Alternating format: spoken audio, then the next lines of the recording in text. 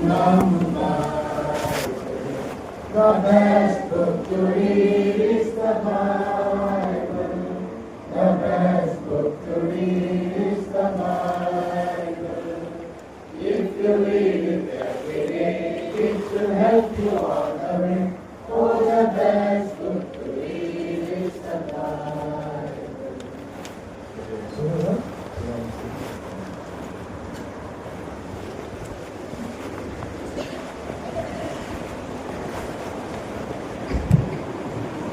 கர்த்தருடைய பரிசுத்த நாமத்துக்கு மகிமை உண்டாயிருப்பதாக. தேவன் கடந்த ஒரு மாதங்களாக அவருடைய கண்மணியை போல நம்ம காத்து வைத்தார். எவ்வளவு அன்புள்ள தேவன்! இந்த புதிய மாதத்திற்குள்ளாக నూతన మాసంలోకి దేవుని ఆరాధించుம்படியாக சூழ்ந்து வந்திருக்கிறோம். అక్కడ మనందరం కూడా ప్రభువుని ఆరాధించడానికి కూడి వచ్చినాం. காலவேளை நேரத்திலே ஒரு కాలంలో కూడా தேவதாசன் மூலமாக ஆராதனையுடைய செய்தியை நாம் கேட்டோம்.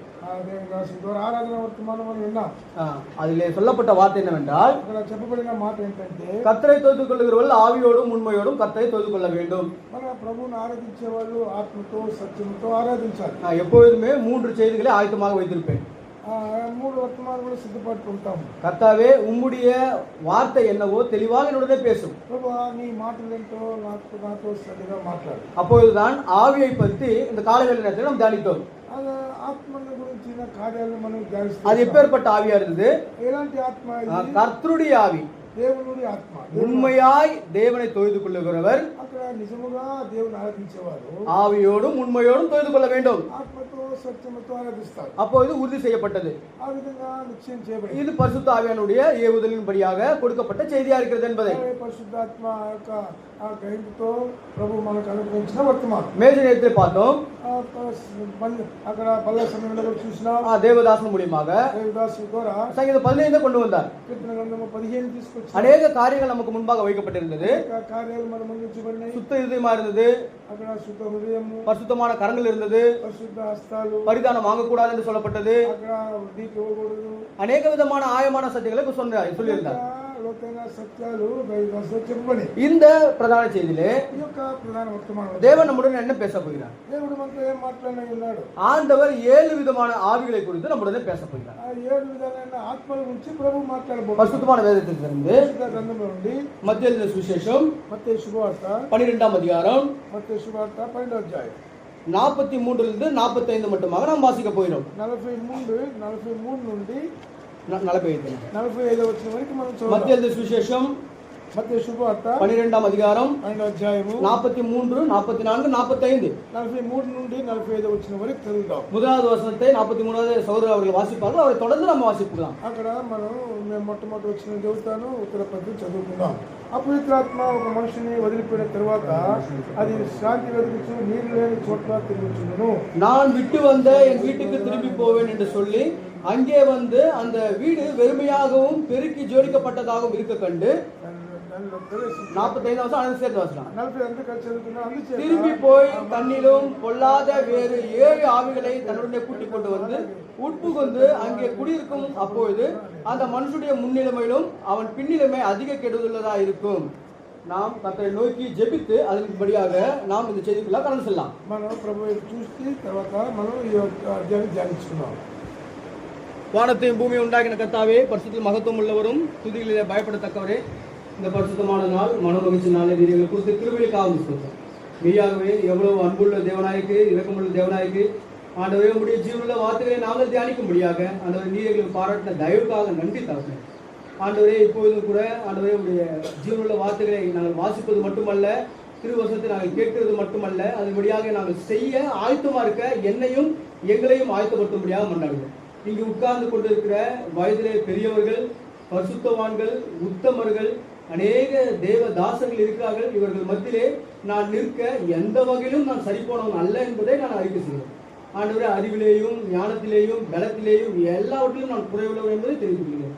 கர்த்தாவே, நீர் செருகவும், ஆண்டவரே நாங்கள் சிறுகவும் நீர் பெருகவும், கர்த்தாவே உம்முடைய தாராளமான வார்த்தைகளுடன் இடைபடவும் கர்த்தாவே கிருபை செய்யும்படியாக மன்றாடுவோம். ஆண்டவரே, லூக்கா சுவிசேஷம் 12:12 நீங்கள் பேச வேண்டியவர்களை பரிசுத்த ஆவியானவர் அந்த நேரத்தில் போதிப்பார். 1 சாமுவேல் 3:9 கர்த்தாவே சொல்லும்படியே கேட்கிறேன். சங்கீதம் 119:18 உங்கள் வேதத்தில் உள்ள அதிசயங்கள் எல்லாம் காணும்படி உங்கள் கண்களை திறந்தது.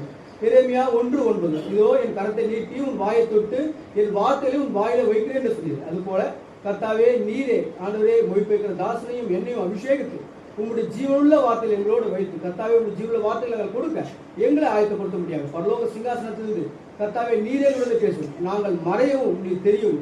கர்த்தர் தாமே உங்களுடைய ஜீவனுள்ள வார்த்தைகளை எங்கள் பேசி எங்களை உயிர்ப்பு தருமா. இயேசு கிறிஸ்துவ நாமத்தினாலே ஜெபிக்கிறோம் ஜீவன் நல்ல பிதாவே, ஆமென். நாம் வாசித்த இந்த மத்தேயு சுவிசேஷம் మనం ఇప్పుడు చదివిన మత్తయి సువార్త எவ்வளவு ஒரு அற்புதமான ஒரு புத்தகமா இருக்கிறது. అద్భుతమైన ఒక గ్రంథం ఇది. இந்த மத்தேயு சுவிசேஷத்தை మత్తయి సువార్తను கிபி 50ஆம் நூற்றாண்டு 50 இருந்து 60க்குள்ளாக எழுதப்பட்டது. క్రీస్తు పూర్వము 50 నుండి 60 సంవత్సరాల ప్రాంతంలో రచించబడింది. பாருங்கள், பரிசுத்தாவியானவர் சொல்லுகிற ஒரு காரியம் என்னவென்றால், పరిశుద్ధాత్మ మనకు చెప్పే కార్యం ఏంటంటే இந்த வேதத்தில் உள்ள சத்தியங்களை தியானிப்பதற்கு முன்பாக ఈ పరిశుద్ధ గ్రంథంలోని సత్యాలు ధ్యానించడానికి ముందుగా இதை எழுதின இந்த மத்தேயு குறித்து தியானிப்பது நம்ம ஆவிக்கேற்ற பலனா இருக்கும். ఈ మత్తయి అక్కడ రచయితల గురించి మనం తెలుసుకోవటం ఆత్మీయంగా మనకి ప్రయోజనం. யார் இந்த மத்தேயு? ఈ మత్తయి ఎవరు? மத்தேயு குறித்து நாம் அதிகமாக தெரிந்து கொள்ள வேண்டிய காரியம், முக்கியமான காரியம் என்னவென்றால், ఈ మత్తయి గురించి మనం అధికంగా తెలుసుకోవాల్సిన కార్యం ఏంటంటే அவர் எவ்விதமாக தேவனுக்கு தன்னை அர்ப்பணித்தார். ఆయన ఏ విధంగా దేవునికి తనతో అర్పించుకున్నాడు. அவருடைய ஊழியம் தேவனுக்கு முன்பாக எவ்விதமா இருந்தது. తన యొక్క పరిచర్య దేవునికి ముందు ఏ విధంగా ఉన్నది. எல்லாரும் தன்னுடைய நிருபத்தில் எழுதும் போது தன்னை பெருமையாக காட்டிக் கொள்வதற்காக எழுதுவார்கள். అందరూ కూడా ఆయా పత్రికలు రాసినప్పుడు వాళ్ళని గొప్పగా అక్కడ మొట్టమొదటిలో వచనాలు చూస్తాం. ஆனால் மத்தேயு தன்னுடைய புத்தகத்திலே எழுதும் போது మత్తయి సువార్త రాసినప్పుడు அங்கே அவருடைய பெயர் 8வது இடத்திலேயும் 7வது இடத்திலேயும் வருகிறது. ఇది ఆయన నామము 7, 8 వచనాలకు இது என்னுடைய புத்தகம் அல்லவா, ఇది నా నేను రాసింది, அதனால என்னுடைய பேர் முதலாவதாக இருக்க வேண்டும் என்று அவர் எழுதவில்லை. అందువల్ల నా పేరు మొదటిగా ఉండాలని రాయలేదు. 8வது 7வது அந்த పట్టికలో கொண்டு வந்து அவர் பெயரை சேர்க்கிறார். అక్కడ 7, 8 ఆ యొక్క జాబితాలో ఆయన పేరు తీసుకుంటారు. இதுல இருந்தே தெரிந்து விடுகிறது இவர் எவ்வளவு தாழ்மையான ஒரு மனுஷன் என்று. తద్వారా మనం తెలుసుకోగలము ఎంత ఆయన తగ్గింపు స్వభావం కలిగిన వాడు. ఈ మత్తేయు யார்? మత్తయి అంటే ఎవరు? இவர் எங்கே இருந்தார்? ఎక్కడున్నాడు? எங்கிருந்து அழைக்கப்பட்டார்? ఎక్కడి నుండి என்ன தொழில் செய்து கொண்டிருந்தார்? ఏ వృత్తి இவருடைய குடும்பம் என்ன? ఆయన కుటుంబ విషయం. மத்தேயு என்றால் మత్తయి అంటే தேவனுக்கு பிரியமானவன். దేవునికి ప్రియమైన వాడు. 3 విధமான అర్థங்கள் இருக்கிறது. ఆ 3 విధాలైన அதிகமாக சொல்லப்பட்ட காரியத்தை பார்க்கும்போது అధికంగా ఆయన పిలిచిన தேவன் விரும்புகிறார் என்று எழுதப்பட்டிருக்கிறது, దేవుని ఇష్టపడినాడు, பிரியமானவன் என்று எழுதப்பட்டிருக்கிறது, ప్రియమైన వాడు రాడు, தேவனுடைய சித்தத்தை நிறைவேற்றவன் என்று எழுதப்பட்டிருக்கிறது. దైవ చిత్తాన్ని నెరవేర్చడం కూడా அது రాడు. எதுவா இருந்தாலும் கூட ఏదైనప్పుడు కూడా தேவனுக்கு அவன் பிரியமானவனா இருக்கிறான். దేవునికి అతడు ఎంతో ప్రీతి కలిగిన மத்தேயுடைய வேலை என்ன? మత్తయి యొక్క పని ఏంటంటే மத்தேயுடைய வேலை டாக்ஸ் எழுதுற ஒரு ஆயக்காரன். అక్కడ మత్తయి అక్కడ సుంకాన్ని వసూలు చేసేవాడు. சொந்த ஊருக்கு సొంత ఊరికి சொந்த ஜனங்களிடத்திலிருந்து பணத்தை வரி வசூல் செய்து அங்க ரோமர்கள்கிட்ட அவர் கொடுப்பார். ఆయన స్వజనం దగ్గర నుండి అక్కడ ధనాన్ని సమకూర్చి ఆ రోమా ప్రభుత్వానికి ఇచ్చేవాడు. ஆயக்காரர் ఆయన యొక్క சுங்கரி. సుంకరుడు ஆயக்கு நல்ல பணம் இருக்கு ஒரு நபர். అక్కడ సుంకరి అంటే మంచి ధనవంతుడు. பாருங்க, சென்ட்ரல் கவர்மெண்ட் ஜாப். అది మంచి మధ్య రాజు సెంట్రల్ గవర్నమెంట్ ఉద్యోగం. நல்ல சொத்து இருக்கு, మంచి ఆస్తిపాస్తులు ఉన్నాయి, எல்லாமே இருக்கு, பேர் இருக்கு, புகழ் இருக்கு, எல்லாமே இருக்கு. అన్ని పేరు ప్రఖ్యాతులన్నీ కూడా ఆయనకు ఉన్నాయి. நல்ல வேலை செய்து கொண்டிருக்கிறார். మంచి ఉద్యోగస్తుడితను. இவர் ஆண்டவர் பின்னாக போக வேண்டும் என்று எந்த ஒரு கட்டாயம் இல்லையே. ఈయన ప్రభు వెంబడి వెళ్ళాలని ఏ యొక్క అవసరం లేవు. ஆண்டவருக்கு தலை சாய்க்க இடம் இல்லை. మన ప్రభుకి ఆయన తలదాల్చుకునే స్థలం లేదు. ஆகாயத்து பறவைகளுக்கு கூடுகள் இருக்கு, நதிகளுக்கு குழிகள் இருக்கு, ఆకాశ పక్షులు గూడులు ఉండి అక్కడ నక్కలకు బొయ్యలు ఉన్నాయి కదా. இவருக்கு எந்த தலை சாய்க்க இயேசு கிறிஸ்துவுக்கு இடம் இல்லையே. మన ప్రభు గారికి తలదాల్చుకోవడానికి కూడా స్థలం లేనివాడు కదా. ஆனா மத்தேயு అయితే ఇక్కడ మత్తయి வரி ஆயக்காரரா இருந்தாலும் అక్కడ సుంకరైనప్పుడు நல்ல சொத்து, அநேக விதமான பங்களா, அநேக விதமான பேர் புகழ் பெற்றிருந்தாலும், అనేక పేరు ప్రఖ్యాతులు కలిగి లోక ఆస్తిపాస్తులు కలిగిన వాడైనప్పుడు కూడా, அநேக விதமான குணாதிசயங்களினாலே அவர் நிரம்பப்பட்டு காணப்பட்டிருந்தாலும், అనేక గుణాతిశయముల ద్వారా ఆయన నింపబడిన వాడు ఉన్నప్పుడు కూడా, ஆனால் ஆண்டவராக இயேசு கிறிஸ்து மத்தேயுவை அழைக்கிறார். అయినప్పుడు కూడా ప్రభు యేసు క్రీస్తు ఈ మత్తయిని పిలుస్తున్నాడు. மத்தேயுக்கு இன்னொரு பேர் இருக்கிறது. మత్తయికి ఇంకొక పేరు ఉంది. மத்தேயுக்கு லேவி என்று ஒரு பெயர் கொடுக்கப்பட்டிருக்கிறது. మత్తయికి లేవి అనే ఒక పేరు కూడా ఉంది. ஆண்டவர் பார்த்து அழைக்கிறார், ప్రభు ఆయన పిలుస్తున్నాడు, லேவி என்னை பின்பற்று. ఆ లేవి నన్ను వెంబడించి అంటున్నాడు. இப்ப நாம என்ன பண்ணுவோம்? మనం ఏం చేస్తున్నాం? கொஞ்ச நேரம் யோசிப்போம். కొంతసేపు ఆలోచిస్తాం. ஆண்டவரே, சென்ட்ரல் கவர்மெண்ட் ஜாப் இருக்கு, ప్రభు మంచి సెంట్రల్ ఉద్యోగం ఉంది. என்னுடைய வீட்டுக்கு பின்னாடி நிறைய சொத்து சுகம் எல்லாமே இருக்கு. నా వెనక చూస్తే అనేక ఆస్తిపాస్తులు నాకు ఉన్నాయి. எனக்கு இல்லாததே இந்த பூலோகத்துல இல்ல, எல்லாமே இருக்கு. నాకు ఈ భూలోకంలో సమస్తాన్ని నాకు కాను. நான் எப்படி ஆண்டவரே உன்னுடைய ஊழியத்துக்கு வர முடியும்? నేను ఎన్ని పెట్టుకొని నీ పరిచయకి ఎట్లా వచ్చాను? நானா இருந்தா அப்படிதான் சொல்லியிருப்பேன். నేనైతే ఆ విధంగా చెప్పేవాడు. ஆனா அந்த மத்தேயு என்ன செய்தார்? అయితే మత్తయి ఏం చెప్తున్నాడంటే வீடை விட்டார், ఆయన గృహాన్ని వదిలిపెట్టినాడు, வேலையை விட்டார், ఉద్యోగం వదిలిపెట్టినాడు, சொந்த பந்தம் விட்டார், సొంత బంధువులు వదిలిపెట్టాడు, எல்லாவற்றையுமே விட்டுட்டு ஆண்டவருக்கு பின்னால சென்றார். అన్ని వదిలిపెట్టి ప్రభువుని వెంబడించడానికి ఆరంభించాడు. ஆண்டவருடைய சீஷனாக மாற்றப்பட்டார். ప్రభు యొక్క శిష్యునిగా మార్చబడినాడు. இந்த మత్తయి எழுதின புஸ்தகம் இருக்குது அல்லவா? ఈ మత్తయి శుభవార్త ఉంది కదా. இந்த மத்தேயு எழுதின புஸ்தகத்திலே 28 அதிகாரங்கள் கொண்ட ஒரு புஸ்தகமா இருக்கிறது. ఈ మత్తయి శుభవార్తలో 28 అధ్యాయాలు కలిగిన పుస్తకం.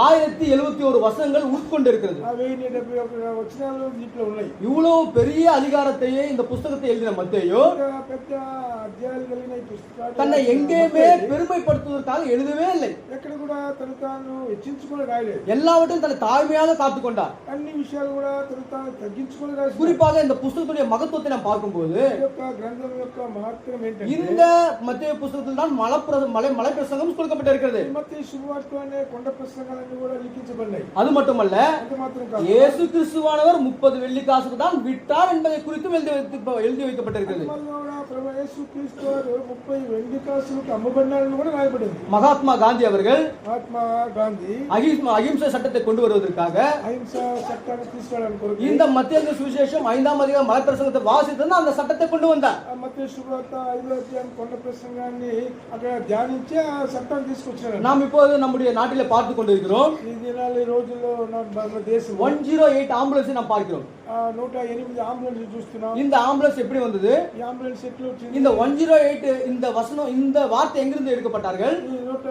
ఈ యొక్క మాట ఎక్కడ నుండి తీయబడింది? மத்திய சுவிசேஷம் 10ஆம் அதிகாரம் 8ஆம் வசனத்திலே சொல்லப்பட்டிருக்கிறது. మత్తయి శుభవార్త 10వ అధ్యాయం 8వ వచనంలో చెప్పబడింది. இலவசமாக பெற்றிருக்க இலவசமாக கொடுங்கள். నువ్వు ఉచితంగా పొందిన இவ்வளவு அற்புதமான ஒரு புஸ்தகம். ఇలాంటి అద్భుతమైన ఒక గ్రంథం ఇది. இந்த மத்தேயு ஆண்டவர் பின்பற்ற ஆரம்பித்தார். మత్తయి ప్రభు వెంబడించడం ప్రారంభించాడు. அநேகரை இயேசு கிறிஸ்து நாமத்தால் சீஷராக்கினார். అనేకుల్ని ప్రభు యేసుక్రీస్తు నామములో శిష్యులుగా చేసుకున్నాడు. ஆண்டவருக்காக முதிர் வயது சென்று விட்டது.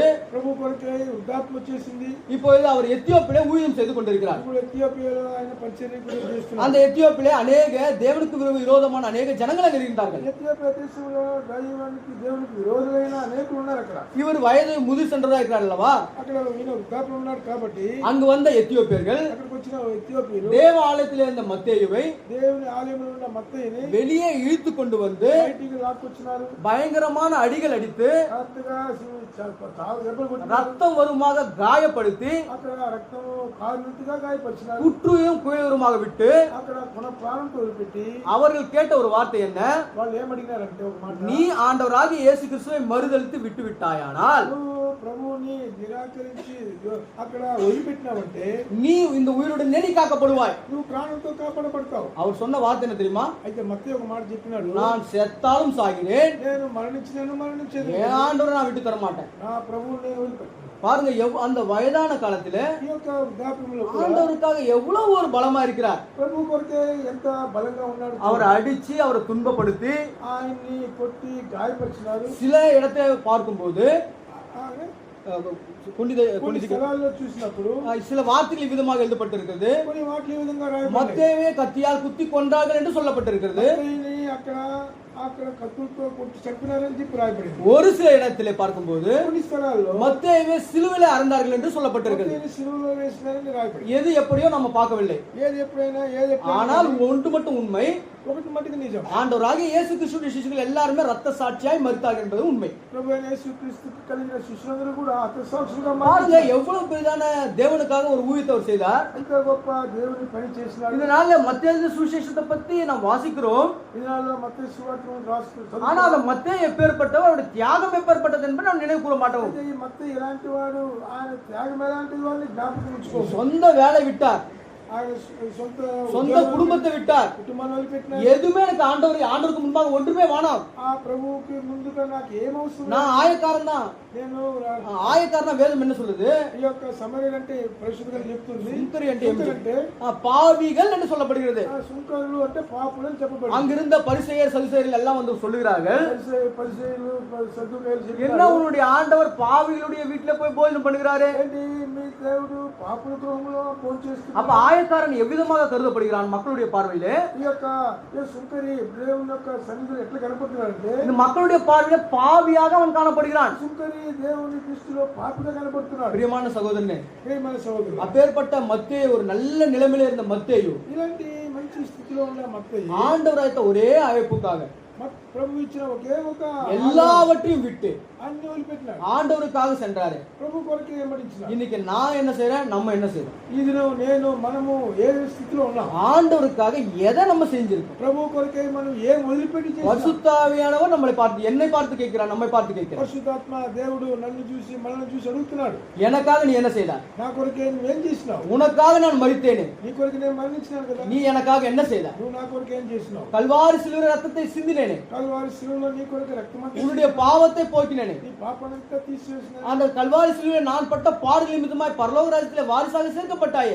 శిలువలో కల్వారి శిలువలో నేను పొందిన శ్రమల ద్వారా పరలోక స్వాస్థ్యమంతా నీకు ఇచ్చాను. மத்தேயுவை போல உண்மையாக பின்பற்றுவாயா? మత్తయి మాదిరి నిజంగా వెంబడిస్తావా? மத்தேயுவை போலவே எல்லாவற்றையும் ஏந்து எனக்காக பின்பற்றுவாயா? మత్తయి మాదిరి అన్ని కూడా వదిలిపెట్టుకొని ప్రభు వెంబడిస్తావా? இதுதான் மத்தேயுடைய ஒரு ஆழமான சத்தியமா இருக்கு. ఇదే మత్తయి యొక్క లోతైన ఆయన జీవితంలో సత్యం. அவர் అநேக సత్యங்களை எழுதியிருந்தாலும் ఆయన అనేక సత్యాలు రాసినప్పుడు కూడా தேவன் இஸ்ரவேலுக்கு ராஜா, யூதருக்கு ராஜா என்பதை தன்னுடைய புத்தகத்தில் அவர் சொல்லுகிறார். ఆయన ఒక కాంచి చెప్పినాడు, ఇశ్రాయేలు రాజు ఆయన ఆయన అని చెప్పి అక్కడ ఒక కాంచి చెప్పినాడు. பாருங்க, இப்போ நான் வாசித்த மத்தேயு சுவிசேஷம் 12ஆம் அதிகாரத்திலே మనం చదివిన మత్తయి సువార్త 12వ అధ్యాయంలో அங்கே இந்த காரியங்களை குறித்து, அசுத்தாவிகளை குறித்து அவர் சொல்லுகிறார்.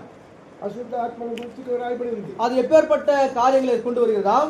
ఎలాంటి కార్యాలు తీసుకొస్తుందంట? பாருங்கள், மத்தேயு சுவிசேஷம் మత్తయి శుభవార్త 12ஆம் அதிகாரம் 12వ అధ్యాయము 43ஆம் వచனத்திலே 43వ వచనంలో அசுத்தாவி ஒரு மனுஷனை விட்டு புறப்படும் போது வறண்ட இடங்களில் அலைந்து இளைப்பாறுதல் தேடியும் கண்டடையாமல் అపవిత్రాత్మ ఒక మనుషుని వదిలిపోయిన తర్వాత అది విశ్రాంతిగా వెదుగుచు నీరు లేని చోట్ల తిరుగుచుండును.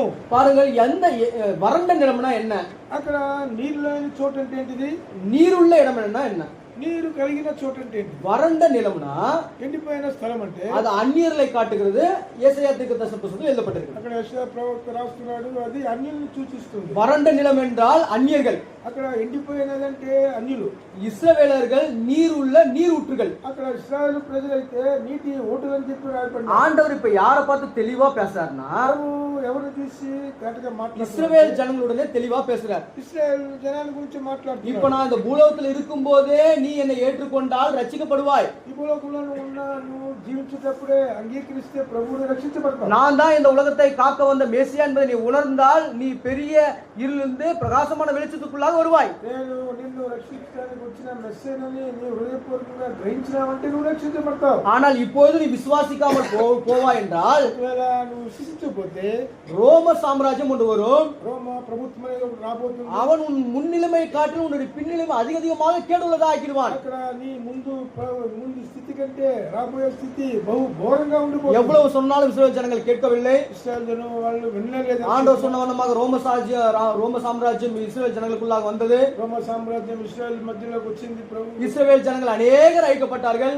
అనేక ఇశ్రాయేల్ ప్రజలు సంహరించబడినారు. இப்பதான் இந்த வார்த்தையை அவர் சொல்றார். ఇప్పుడు ఆయన ఒక మాట చెప్తున్నారు. 44ஆம் வசனம், 44 மத்தேயு 12:44. మత్తయి సువార్త 12:44లో நான் விட்டு வந்த என் வீட்டுக்கு திரும்பி போவேன் என்று சொல்லி அங்கே வந்து அந்த வீடு வெறுமையாகவும் பெருக்கி ஜோடிக்கப்பட்டதாகவும் இருக்க கண்டு. అక్కడ నేను వదిలి వచ్చిన నా ఇంటికి తిరిగి వెళ్ళింది అనుకుని వచ్చి ఆ ఇంట ఎవరు లేక అది ఊడ్చి అమర్చబడి ఉన్నట్టు చూచి. பாருங்க, இந்த அசுத்தாவி வெளியே போகுது. ఈ శుక్ర ఆత్మ బయటికి వెళ్ళిపోయింది. வெளியே போய் வறண்ட நிலத்தை பாக்குது. అక్కడ ఎక్కడ ఎండిపోయిన స్థలం నుండి చూస్తా ఉంది. வறண்ட நிலத்தை காட்டிலும் ஏற்கனவே இருந்த இடம் நல்லது என்று திரும்பி வந்துடுச்சு. ఈ ఎండిపోయిన భూమి కన్నా అంతకు ముందే నివాసం చేసిన స్థలమే మంచిదని మళ్ళీ వచ్చింది. இஸ்ரவேல் ஜனங்களை காட்டியும் அந்த அந்நியர்கள் உத்தமர்களாக உண்மையுள்ளவர்களாகவே இருக்கிறார்கள். ఇశ్రాయేల్ జనము అక్కడ వాళ్ళకన్నా అన్యులు ఉత్తములుగా ఉన్నారు. கர்த்தருக்கு முன்பாக நியாயாதிபதிகளா இருக்கிறார்கள். దేవుని దృష్టిలో న్యాయాధిపతులుగా இந்த ఉన్నారు. அசுத்தாவி சென்று என்னை காட்டிலும் இஸ்ரவேல் ஜனங்களை காட்டிலும் இவர் எவ்வளவோ உண்மை உள்ளவர் என்று திரும்ப தன்னுடைய வீட்டுக்குள்ளாக வந்து விட்டது. ఈ అశుద్ధాత్మ పోయింది అక్కడికి. అక్కడ అశుద్ధాత్మ కన్నా ఇశ్రాయేల్ జనం కన్నా వీళ్ళంతా ఉత్తములుగా ఉండారని మళ్ళా వెనక్కి వచ్చింది. நானும் கூட கிறிஸ்தவர்கள் என்று பெயர் கொடுக்கப்பட்டிருக்கிறது. క్రైస్తవుని నామం చేయబడింది. ஆனால் அந்நியர்களை காட்டிலும் பலவிதமான கோர காரியங்கள் எனக்குள்ளாக காணப்படுகிறது. అన్యుల కన్నా ఘోరమైన తలంపులు కార్యాలు నాలో మనలో కనబడుతున్నాయి. அதை ஆண்டவர் எடுத்து போட சொல்லித்தான் இந்த பிரதான செய்தியில நம்முடன் பேசுகிறார். ఇవన్నీ కూడా ప్రభు తీసివేయాలని ప్రధాన వర్తమానం చెప్తున్నారు. ஆண்டவர் ஒரு உவமைக்காக 7 ஆவிகள் என்று கொடுக்க சொல்லியிருக்கிறார். ఉపమానం కొరకే 7 ఆత్మలని ఇక్కడ చెప్పబడినాయి. ஆனால் பைபிளை நாம் பார்க்கும்போது పరిశుద్ధ గ్రంథంలో பரிசுத்த ஆவியானவர் நல்ல ஆவி அநேக விதமான ஆவிகள் 45 ஆவிகள் இங்கே கொடுக்கப்பட்டிருக்கிறது. అక్కడ మంచి ఆత్మలు చెడు ఆత్మలు 45 రకాల ఆత్మలు ఇవ్వబడినాయి. அதாவது இந்த 7 என்பது எதை காட்டுகிறது? ఈ 7 అనేది దేని இது చూపిస్తుంది? பரிபூரணம். நீங்க முழுமையாக கெட்டு போயிடுங்க, இப்போவாது வார்த்தை வருதுன்னா இப்போ சரி செய்து கொள்ளுங்கன்றதுக்கு தான் ஒரு உதாரணத்துக்கு ஆண்டவர் சொன்னார். ఇది పరిపూర్ణత సూచిస్తుంది. ఇప్పుడైనా కానీ మారు మనసు పొంది ప్రభు వైపు తిరిగి రక్షించబడనని చెప్తుంది. இப்போது ஆண்டவருடைய வார்த்தை நீங்க கேட்டு சரி செய்து கொண்டால், ప్రభు మాటలని మీరు ஓ இஸ்ரவேல் ஜனங்களே, ஏலிம் ஜெப வீட்டார் விசுவாசிகளே, வார்த்தை கொடுக்கின்றவனே, யாரா இருந்தாலும் ఎవరైనా நீங்க சரிப்படுவீங்கன்றதான் ஆண்டவர் நம்முடன் பேசுகிறார். మీరు సరి చేసుకోమని ప్రభు మనతో அந்த 7 விதமான ஆவிகள் என்ன? ఆ 7 విధాలైన ఆత్మ ఏంటి? ஒரு ஆவி வெளியே போச்சு இல்லையா? ఒకటి వెళ్ళిపోయింది. அந்த 7 விதமான ஆவி திரும்ப வீட்டுக்குள்ள கொண்டு வந்தது. ఆ 7 దయ్యాలు మళ్ళా తీసుకొచ్చి அந்த ஆவிகளை குறித்து தான் நாம் பார்க்க போறோம். ఈ ఆత్మ గురించి మనం చూస్తాం. அந்த ஆவிகளுக்கு முன்பாக ఈ ఆత్మలకు ముందు ஆண்டவர் நமக்கு எப்பேற்பட்ட ஆவிகளை கொடுத்தார்? ప్రభు మనకి ఇచ్చిన ఆత్మ ఏంటి? ஆண்டவர் கொடுத்த 7 விதமான ஆவிகள் என்ன? ప్రభు మనకి ఇచ్చిన 7 రకాల ఆత్మ ఏంటి? வாசிங்கள். చదువుదాం. 2 தீமோத்தேயு 1ஆம் அதிகாரம் 7ஆம் வசனம். 2 తిమోతి పత్రిక 1:7 వచనం. 2 தீமோத்தேயு 1:7 வாசிங்கள். 2 తిమోతి 1:7. பலமும் அன்பும் தெளிந்த புத்தியுள்ள ஆவியை தேவன் நமக்கு கொடுத்தார். దేవుడు మనకు శక్తియు ప్రేమయు ఇంద్రియ నిగ్రహములు గల ఆత్మను ఇచ్చెను. ஆண்டவர் நமக்கு பயமான ஆவியை நமக்கு கொடுக்கவில்லை. ఆయన పిరికితనమైన ఆత్మ మనకి ఇవ్వలేదు. அன்பில்லாத ஆவியை ஆண்டவர் கொடுக்கவில்லை. ప్రేమ లేని ఆత్మ మనకి ఇవ్వలేదు. புத்தி இல்லாத ஆவியை கொடுக்கவில்லை. బుద్ధి లేని ఆత్మ మనకి ఇవ్వలేదు. ஆண்டவர் பலமுள்ள ஆவியை கொடுத்தார். అయితే ప్రభు మనకి அன்புள்ள ஆவியை கொடுத்தார். ప్రేమ లేని ఆత్మ, தெளிவுள்ள ஆவியை கொடுத்தார். అక్కడ మంచి ఆత్మ ఇచ్చినాడు. இப்பேற்பட்ட ஆவியை தேவன் நமக்கு தந்தள்ளினார். ఇలాంటి ఆత్మను ప్రభు మనకి ఇచ్చాడు. இரண்டாவதாக ஆண்டவர் எப்பேற்பட்ட ஆவியை நமக்குள்ளாக வைத்தாராம்? రెండోది ప్రభు ఎలాంటి ఆత్మ మనలో ఉంచినాడు? ரோமர் 8ஆம் அதிகாரம் 15ஆம் வசனத்திலே రోమా పత్రిక 8:15లో அப்பா பிதாவே என்று கூப்பிடத்தக்கதான புத்திர சுவிகாரத்தின் ஆவியை வைத்தார். అక్కడ అబ్బా తండ్రి అనే పుత్ర స్వీకారమైన ఆత్మను మనలో ఉంచినాడు. நாம் அப்பா பிதாவே என்று கூப்பிடத்தக்கதான புத்திரர்கள் அல்ல. మనము ఆయన్ని అబ్బా తండ్రి అని పిలిచలేని పుత్రులుగా లేవు. தேவனுடைய கோபாக்கினியுடைய பிள்ளைகளா இருந்தோம். అయితే మనము దైవ కోపాగ్ని ఉగ్రతకి పాత్రలమే. ஆனா ஆண்டவர் நமக்குள்ளாக வைத்த ஆவி என்ன? ప్రభు మనలో ఉంచిన அப்பா பிதாவே என்று கூப்பிடத்தக்கதான புத்திர சுவிகாரத்தின் ஆவியை நமக்குள் வைத்தார். అయితే ప్రభు మనలో అబ్బా తండ్రి అని పిలిచే అక్కడ కుమారత్వం మనలో ఉంచినాడు. எபேசியர் 1ஆம் அதிகாரம் 13ஆம் வசனம் என்ன சொல்லுது? ఎఫెసీ పత్రిక 1:13లో வாக்கு தத்தம் பண்ணப்பட்ட பரிசுத்த ஆவியானவரை கொடுத்தார். అక్కడ వాగ్దానం చేయబడిన పరిశుద్ధాత్మను మీకు ఇచ్చినాడు. வாக்கு தத்தம் பண்ணப்பட்ட பரிசுத்த ஆவியானவர், వాగ్దానం చేయబడిన పరిశుద్ధాత్మ, அந்த பரிசுத்த ஆவியானவர் என்ன செய்கிறார்? ఆ పరిశుద్ధాత్మ ఏం చేస్తున్నాడు? பரிசுத்த ஆவிக்குள் நம்மை முத்திரை போடுகிறார். ఆ పరిశుద్ధ ఆత్మలో మనల్ని ముద్రీకరించినాడు. நான்காவதாக నాలుగవదిగా ஆண்டவர் நமக்கு எப்பேற்பட்ட ஆவியை கொடுத்தாராம்? ప్రభు ఎలాంటి ఆత్మ ఇచ్చినాడు? தானியேல் 5ஆம் அதிகாரம் 12ஆம் வசனத்திலே దానియేలు గ్రంథం 5:12లో விசேஷித்த ஆவியை கொடுத்தாராம். అక్కడ విశేషమైన జ్ఞాన ఆత్మ ఇచ్చాడు. யாருக்குமே இல்லாதது ஆவி, ఈ ఆత్మ ఎవరికీ లేదు. விசேஷித்த ஆவி ఈ విశేషమైన ఆత్మ கர்த்தருடைய பிள்ளைகளுக்கு ஆண்டவர் கொடுத்தார். దేవుని బిడ్డలకు ఇచ్చినాడు. அந்த விசேஷித்த ஆவியை ఈ విశేషమైన ఆత్మ நாம் அவமானப்படுத்துவர்களாய் காணப்பட்டோம். మనము అవమానపరిచేవాళ్ళుగా அந்த விசேஷித்த ஆவியை ఈ విశేషమైన ఆత్మ விலை போகாத ஆவியாக மாற்றி போட்டு விட்டோம். అక్కడ ఎందుకు పనికిరాని ఆత్మగా మార్చేసిన. ஐந்தாவதாக ఐదవదిగా ஆண்டவர் நமக்கு கொடுத்த ஆவி எப்பேற்பட்டது? ప్రభు మనకి ఇచ్చిన ఆత్మ ఎలాంటిది? கிருபையின் ஆவி. అక్కడ కృప కలిగిన ఆత్మ. சகரியா 12ஆம் அதிகாரம் 10ஆம் வசனத்திலே சொல்லப்பட்டிருக்கிறது. 12:10లో చెప్పబడింది. கிருபையின் ஆவியை நான் உங்களுக்கு கொடுத்தேன். కృప కలిగిన ఆత్మను నేను మీకు అనుగ్రహిస్తున్నాను. கிருபை இல்லாத நமக்கு, కృపయే లేని మనకి, தகுதியே இல்லாத நமக்கு, యోగ్యత లేని మనకి, எந்த விதமான உண்மை என்ற குணாதிசயங்கள் இல்லாத நமக்கு, ఏ విధమైన అక్కడ నిజమనేది లేని గుణం లేని మనకి ஆண்டவர் நமக்கு கொடுத்த அந்த ஆவிதான் ప్రభు మనకి ఇచ్చిన ఆత్మే கிருபையின் ஆவி. కృపగలమైన ఆత్మని. ஆறாவதாக ఆరవదిగా ஆண்டவர் எந்த ஆவியை கொடுத்தாராம்? ప్రభు ఏం ఆత్మ ఇచ్చినాడు? நெகேமியா 9:20 படியாக నెహెమియా గ్రంథము 9:20 ప్రకారం நல்ல ஆவியை கொடுத்தார். మనకి మంచి ఆత్మ ఇచ్చినాడు. நமக்குள்ளாக அசுத்த ஆவி காணப்பட்டிருந்தது, మనలో ఒకప్పుడు అశుద్ధమైన ఆత్మ ఉంది. கெட்ட ஆவி காணப்பட்டிருந்தது. చెడ్డ ఆత్మతో నింపబడి ஆனால் ஆண்டவர் என்ன கொடுத்து வைத்திருந்தாரா? మన ప్రభు మనకి ఏమి ఇస్తున్నాడు? நல்ல ஆவியை கொடுத்து வைத்திருந்தேன். మంచి ఆత్మని మీకు ఇచ్చినాడు. அந்த நல்ல ஆவியை தான் ఆ మంచి ఆత్మ வெளியே நாம் அனுப்பிவிட்டோம். అక్కడ బయటికి పంపించేసి கடைசியாக కర్చిగా ஆண்டவர் எந்த ஆவியை கொடுத்து வைத்தாராம்? ప్రభు ఏ ఆత్మ ఇచ్చినాడు? சங்கீதம் 51:12 விதமா சொல்லுகிறது, కీర్తన 51:18 చెప్పబడింది, உற்சாகமான ஆவியை கொடுத்தேன். మనకు ఉత్సాహం కలిగించే ఆత్మ ఇచ్చినాడు. சோர்ந்து போகிற ஆத்துமாவல்ல, சோர்ந்து போகிற ஆவி அல்ல, అక్కడ సమస్యలిపోయే ఆత్మలు కాదు, பலவீனமான ஆவி அல்ல, బలహీనమైన ఆత్మలు కాదు, உற்சாகமான ஆவியை கொடுத்தேன் என்று சங்கீதக்காரன் 51:12 சொல்கிறார். 51:12 కీర్తనకారుడు చెప్పాడు, ఉత్సాహమైన సంతోషమైన ఆత్మలు మీకు ఇచ్చినాడు. பிரியமானவர்களே, இதுதான் தேவனால் கொடுக்கப்பட்ட 7 விதமான ஆவிகள். ఇది ప్రభు ద్వారా మనకు అనుగ్రహించబడిన 7 ஆனால் பரிசுத்தமான வேதத்திலே అయితే పరిశుద్ధాత్మ 45 ஆவிகளை குறித்து நாம் பார்க்கிறோம். 45 ఆత్మల గురించి ஆண்டவர் நமக்கு கொடுத்த இந்த 7 விதமான ஆவிகள் என்ன?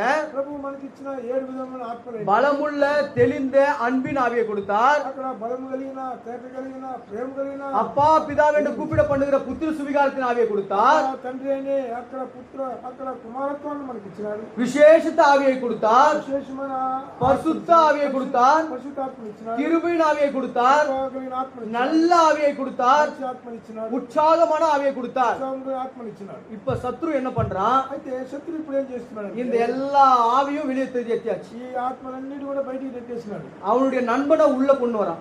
వాడి యొక్క అపవాది స్నేహితుని లోపల తీసుకొచ్చి 7 விதமான ஆவிகளை கொண்டு வரான். 7 విధాలైన ఆత్మలు తెస్తున్నాడు. அது எப்பேற்பட்ட ஆவிகளா இருக்கும்? అది ఎలాంటి ఆత్మలు? பாருங்க, நம்ம முற்றிலுமாக நம்ம அழித்து போட தீர்மானித்துக் கொண்டிருக்கிறான் சத்ரு. అపవాది మనల్ని ఏ విధం చేతులను నిర్మూలన చేయాలని తీర్మానం చేసుకున్నాడు. ஆனால் தேவனுடைய கிருபை மட்டும்தான் இம்மட்டுமாக நம்மை காத்துக் கொண்டிருக்கிறது. ఇప్పుడు కూడా దేవుని యొక్క మహాకృప ద్వారా ఇంతవరకు కూడా మనం కాపాడబడుతున్నాం. சத்ரு மகா தந்திரமுள்ளவன், வஞ்சகமுள்ளவன். శత్రు మహా తంత్రం కలిగిన వాడు, మోసగాడు. பிரியமான சகோதரனே, தேவ ஜனமே, దేవుని జన్మ సహోదర సహోదరులారా, இப்பேற்பட்ட காரியங்கள் நமக்கு இருக்குமானால், ఇలాంటి కార్యాలు మనలో ఉంటే, தாழ்மை இல்லாத காரியங்கள், మనలో తగ్గింపు లేకపోతే, ஆண்டவருடைய பார்வைக்கு அசுத்தமான காரியங்கள், దేవుని యొక్క దృష్టిలో అశుభ్రమైన కార్యాలు, இந்த காரியங்கள் எல்லாம் என்ன செய்யும்? కార్యాలను కూడా ఏం చేస్తే நமக்கு கொடுக்கப்பட்ட அந்த தெய்வீக 7 ஆத்துமாக்களை வெளியே திருத்தி మనకి ప్రేమతో ప్రభు అనుగ్రహించిన 7 ఆత్మలు బయటికి నెట్టేసి சத்ரு கொண்டு வருகிற 7 விதமான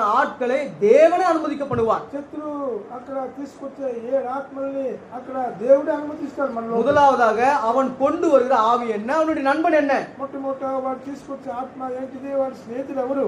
ஏசாயா தீர்க்கதரிசன புத்தகம் యెషయా గ్రంథము 61ஆம் அதிகாரம் యెషయా గ్రంథము 61 3ஆம் வசனம். యెషయా గ్రంథము 61 3వ వచనం. ஏசாயா 61:3. యెషయా గ్రంథము 61 3. சீயோனிலே துயரப்பட்டவர்களை சீர்படுத்தவும், சாம்பலுக்கு பதிலாக சிங்காரத்தையும், துயரத்துக்கு பதிலாக ஆனந்த தைலத்தையும், ஒடுங்கின ஆவிக்கு பதிலாக புதிய நுழையை கொடுக்கவும் அவர்கள் அனுப்பினார். பாருங்க, చూడండి, இவன் முதலாவது கொண்டு வருகிற அந்த ஆவியுடைய குணாதிசயங்கள் என்ன? మొట్టమొదటి తీసుకొచ్చే ఆత్మ గుణాதிசయాలు ఏంటంటే, அந்த சத்ரு கொண்டு வருகிற ஆவி ஒடுங்கின ஆவி. అక్కడ శత్రువు తీసుకొచ్చే ఆత్మ అక్కడ பாரபரித்தமான ஆத்மா. భారభరితమైన ఆత్మ. இந்த பாரபரித்தமான ஆத்மா, பாரமுள்ள ஆவியை கொண்டு வந்து வைப்பான். అక్కడ అపవాది భారం కలిగిన ఆత్మ తెస్తున్నాడు. இந்த ஒடுங்கப்பட்ட இந்த ஆவிதான் ఈ యొక్క భారభరితమైన ఆత్మ நமக்கு என்ன கொண்டு வரும்னா, మనకి ఏం తెస్తుందంటే துயரத்தை கொண்டு வரும், అక్కడ దుఃఖం తెస్తుంది, அங்க சஞ்சலத்தை கொண்டு வரும், అక్కడ వేదన తెస్తుంది, விரோதத்தை கொண்டு வரும், విరోధం తెస్తుంది, பகையை கொண்டு வரும். అక్కడ ద్వేషం, தேவனுக்கு முன்பாக பரிசுத்தமாக அலங்கரிக்கப்பட்ட எல்லா காரியங்களையும் எடுத்து போட்டுருக்கோம். అక్కడ దేవుడు పరిశుద్ధత కలిగిన కార్యాన్ని కూడా మనం చెడిపోవాలంగా ఉంటాం. குறிப்பாக గుర్తుగా ముఖ్యంగా ஊழியத்தின் பாதையில பார்க்கும்போது సమయాలు చూసినప్పుడు நாம் செய்கின்ற ஊழியத்தில் அநேக விதமான தடைகளை கொண்டு வந்து நிற்பாட்டி வைப்பான். అక్కడ మనం చేసే పరిచర్యలో ఆటంకాలు అనేకంగా తెస్తాడు. நாம் கர்த்தருடைய ஊழியத்திலிருந்து செய்யாதபடி நம்மை பின்வாங்கி போக செய்வான். దేవుని పరిచర్య చేయకుండా మనల్ని వెనకబాటు చేసే, தேவனுடைய காரியங்களிலே தேவனுடைய ஊழியத்திலிருந்து உன்னை திரும்ப கீழே தள்ளும்படியாக அவன் ஒடுங்கினாவே கொண்டு வருவான். దేవుని పరిచర్య నుండి నిన్ను కిందకు తోసి విరిగిపోయిన అక్కడ భారభరితమైన ఆత్మనిస్తాడు. ஆனாலும் சத்து எப்பேற்பட்ட காரியங்களை அவன் கொண்டு வந்தாலும் கூட ఎలాంటి కార్యాలు అపవాది తెచ్చిన மகளே பயப்படாதே, కుమార్తె భయపడకు. தேவ ஊழியக்காரனே தேவ ஊழியக்காரியை பயப்படாதே. దేవుని సేవకులారా మీరెవరు భయపడకండి. ஆண்டவர் சொல்லுகிறார், ప్రభు చెప్తున్నాడు, ஒடுங்கினாவே அவன் கொண்டு வந்தாலும், అక్కడ భారభరితమైన ఆత్మను వచ్చినప్పుడు కూడా, அவன் சஞ்சலத்தை கொண்டு வந்தாலும், అక్కడ దుఃఖాన్ని తీసుకొచ్చినప్పుడు, அவன் துயரத்தை கொண்டு வந்தாலும், అక్కడ దుఃఖాన్ని తెచ్చినప్పుడు కూడా, நான் முதலாவது அவனை சீர்படுத்துவேன், నేను మొట్టమొదట వాడిని సరిచేస్తాను, அவருக்கு சிங்காரத்தை கொடுப்பேன், వాడికి ఒక ఉల్లాస వస్త్రాలు, ஆனந்த தைலத்தை கொடுப்பேன், ఆనంద తైలాన్ని ఇస్తాను, துதியின் உடையை கொடுப்பேன். అక్కడ స్తుతి వస్త్రాలు, ஊழியத்தின் பாதையில எல்லா விதமான தடைகளாலே காணப்பட்டு துக்கத்தோடு வருத்தத்தோடு இருந்தாலும் கூட, పరిచర్యలో నువ్వెంతో దుఃఖంగా వేదనతో ఉన్నప్పుడు కూడా ஆண்டவர் உன்னுடனே பேசுகிறார், நம்முடனே பேசுகிறார். ప్రభు నీతో నాతో మాట్లాడుతున్నాడు. உன்னுடைய துக்கம் சந்தோஷமாக மாறும் என்று சொல்கிறார். అక్కడ నీ దుఃఖము సంతోషంగా சத்துரு கொண்டு வருகிற எல்லா தடைகளையும் முறித்து போட ஒரு வல்லமையுள்ளவராக இருக்கிறார். నువ్వు తీసుకొచ్చే ప్రతి కార్యాన్ని కూడా ఆయన అక్కడ తోసివేసాడు. அது மட்டுமல்ல, అంత మాత్రం కాదు, குடும்பத்தில் அசமாதானம் இருந்தால் தேவன் சமாதானத்தை கொண்டு வருவார். కుటుంబంలో సమాధానం లేకపోతే దేవుడు సమాధానం. அங்கே சியோனில் என்று நாம் வாசிக்கிறோம், సియోను అని చెప్తున్నాడు. ఇక్కడ அங்கே நாம் ஏலிம் என்று போட்டுக்கொள்ளலாம். అక్కడ సియోనుకు బదులు ఏలిం అని పెట్టుకున్నాం. ஏலிம்ல துக்கப்பட்டு துயரத்தோடு இருக்கிறவர்களே, అక్కడ ఏలింలో దుఃఖించే వారికి ஆண்டவர் சீக்கிரத்திலே உங்களுக்கு சாம்பலுக்கு பதிலா சிங்காரத்தை கொண்டு வர போகிறார். అక్కడ త్వరగా అక్కడ బూడిదకు ప్రతిగా భూదండం మీకు ఇస్తాడు. ஓ ஏலிம்ல துயரத்தோடு காணப்படுகிறவர்களே, ఏలింలో దుఃఖించే వారులారా, ஒடுங்கின ஆவியுடனே இருக்கிறவர்களே, అక్కడ భారభరితమైన உங்கள் ஆத்துமாக்களை விலையேற பெற்றதாக அபிஷேகம் தருவேன். అక్కడ నీ ఆత్మను విలువ కలిగిన దానిగానే என்னுடைய ஆசீர்வாதத்தை வானத்தை திறந்து ஊற்றுவேன் என்று சொல்கிறார். అక్కడ ఆకాశ వాకిలి విప్పి మీ మీద ఆశీర్వాదం కుమ్మరిస్తాడు. இந்த சத்துரு கொண்டு வர முதலாவது ஆவியினுடைய குணாதிசயம் என்ன?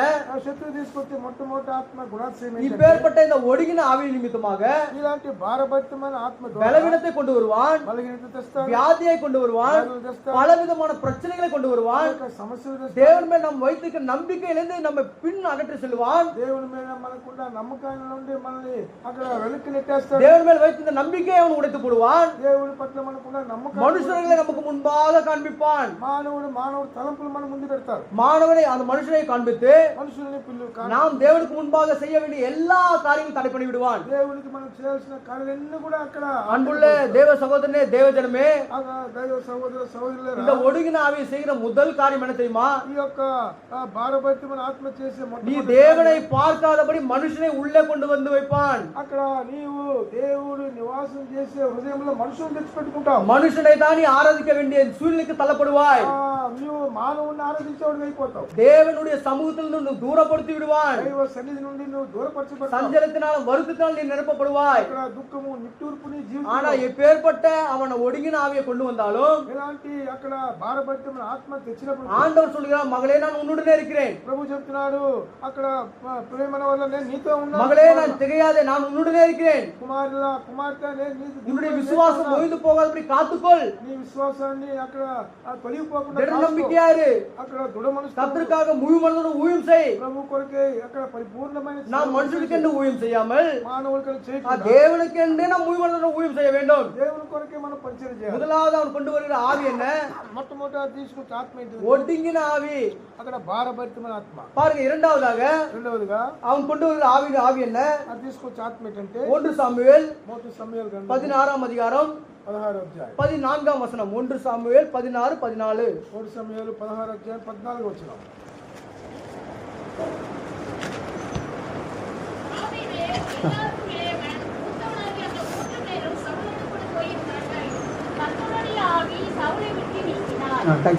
கர்த்தருடைய ஆவி யாரை விட்டு வைக்கிறாரா? యెహోవా ఆత్మ ఎవరిని వదిలిపెట్టిపోయింది? பாருங்கள், கர்த்தருடைய ஆவி சவுலை விட்டு நீங்கி போட்டார். యెహోవా ఆత్మ సౌలుని విడిచిపోయింది. இஸ்ரவேலுக்கு முதல் ராஜா தான். మొట్టమొదటి రాజు ఇశ్రాయేలుకైనా தேவனுடைய தீர்மானத்தின்படி அழைக்கப்பட்டவன் தான். దేవుని చిత్తం ప్రకారం எல்லாருமே அவருடைய தோள் கீழாக இருந்தவங்க தான். అందరూ కూడా ఆయన భుజబలం కింద ఉన్నారు. இப்பேற்பட்ட வல்லமுள்ள சவுல் ఇలాంటి ప్రభావం లేని ஒரே ஒரு காரியம், ఒకే కార్యం, கீழ்ப்படியாமை ஆவி அவனுக்குள்ளாக வாசம் பண்ணினது. లోబడ నొల్లని ఆత్మ తనలో నివాసం. அந்த கீழ்ப்படியாமை ஆவி நிமித்தமாகத்தான் ఈ లోబడిన వాళ్ళని ఆత్మ చేత அவனுடைய ராஜ்யபாரத்தை அவன் எழுந்து போனான். తన రాజ్యమంతా కూడా పోగొట్టుకున్నాడు. சாமுவேல் கிட்ட விதமாக போய் சொல்லுகிறான், సమూయేలు దగ్గర అబద్ధం ఆడుతున్నాడు. எல்லாவற்றையும் நான் கொன்று போட்டு விட்டேன். అన్నిటిని నేను గోలు చంపేసి. சாமுவேல் அதற்கு சொல்லுகிறார், సమూయేలు చెప్తున్నాడు, சவுலே సౌలు அந்த ఆడుகளின் சத்தமும் ఆ యొక్క మేకల அந்த மாடுகளின் சத்தமும் ఆ పశువుల என்னுடைய காதிலே கேட்கிறது. నా చెవులకు వినపడుతుంది. கீழ்ப்படியாமின் ஆவி అక్కడ లోబడిన వాళ్ళని ఆత్మ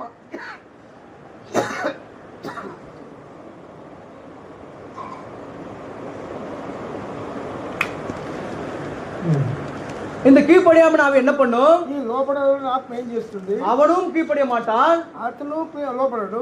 கீழ்ப்படுகிறவர்களையும் கீழ்ப்படியாமல் பண்ணுவான். లోబడే వాళ్ళని కూడా లోబడకుండా చేస్తాడు. தேவ ஊழியக்காரருக்கு முன்பாக அவன் சதியை கொண்டு அநேக விதமான பொல்லாப்பு காரியங்களுக்கு ஈடுபடுவான். దేవుని బిడ్డలకు ముందు అక్కడ కుట్ర చేసిన వాడుగా అనేక చెడు కార్యాలు తీసుకొస్తాడు. தேவ ஜனங்களுக்கு முன்பாக கீழ்ப்படியாதவனாக இருப்பான். దేవుని ప్రజల ముందు లోబడిన వాళ్ళని వాడుగా ఉంటాడు. சொந்த ஒரு குடும்பமா இருந்தாலும், సొంత కుటుంబమైనప్పుడు కూడా, ஒரே ఇనతానా இருந்தாலும், ఒకే ఒక ప్రజలైనప్పుడు కూడా, ஒரே சபையா இருந்தாலும், ఒకే సంఘమైనప్పుడు కూడా தேவ பிள்ளைகளுக்கு தேவ ஜனங்களுக்கு கீழ்ப்படியாதவனா இருப்பான். దేవుని బిడ్డలకు దేవుని ప్రజలకు లోబడిన వాళ్ళని உதாரணமாக அப்போஸ்தலர் ఉదాహరణకు అపోస్తల కార్యంలో 23ஆம் அதிகாரம் అపోస్తల కార్యం 23 అధ్యాయంలో 11 லிருந்து 14 மட்டுமாக வாசிக்கும் போது 11 నుండి 14 వరకు చదివితే அப்போஸ்தலர் 23 11 லிருந்து 14 மட்டுமாக అపోస్తల కార్యంలో 23 11 నుండి 14 వరకు. ராத்திரியிலே கர்த்தர் பவுலின் அருகே நின்று, பவுலே திடன்கொள், நீ என்னை குறித்து எருசலேமிலே சாட்சி கொடுத்தது போல ரோமாவிலும் சாட்சி கொடுக்க வேண்டும் என்றார். விடியற்காலம் ஆனபோது யூதரில் சிலர் ஒருமித்து, நாங்கள் பவுலை கொலை செய்யும் அளவும் புசிப்பதும் இல்லை குடிப்பதும் இல்லை என்று சபதம் பண்ணி கொண்டார்கள். பாருங்கள், நாம் இங்க வாசிக்கிற இந்த தேவ பகுதியிலே ఇక్కడ మనం చదివిన భాగంలో அப்போஸ்தலனாகிய பவுல் ஒரே இனத்தான் தான், అపోస్తల పౌలు ఒకే వాళ్ళు చేరిన వాడే, அவனு யூத குலத்தை சேர்ந்தவன் தான். అతను కూడా యూదులే, அங்க இருக்கிற எல்லாரும் கூட யூதர்கள் தான், అక్కడ ఉండేవాళ్ళందరూ కూడా యూదులే, ஒரே குடும்பத்தில் தான், ఒకే కుటుంబం, ஒரே சபை தான். ఒకే సంఘం. ஆனாலும் அப்போஸ்தலனாகிய பவுலை நாங்கள் கொல்லும் மட்டுமாக, అయితే ఇక్కడ అపోస్తల పౌలుని మేము చంపు వరకు நாங்க குடிக்க மாட்டோம், நாங்க சாப்பிடவும் மாட்டோம் என்று ஒரு சபதத்தை எடுத்துக்கொள்கிறார்கள். అన్నపానం మేము పుచ్చుకోమని ఒట్టు పెట్టుకున్నాం. அப்போஸ்தலனாகிய பவுலை எவ்விதமாவது கொன்று விட வேண்டும்.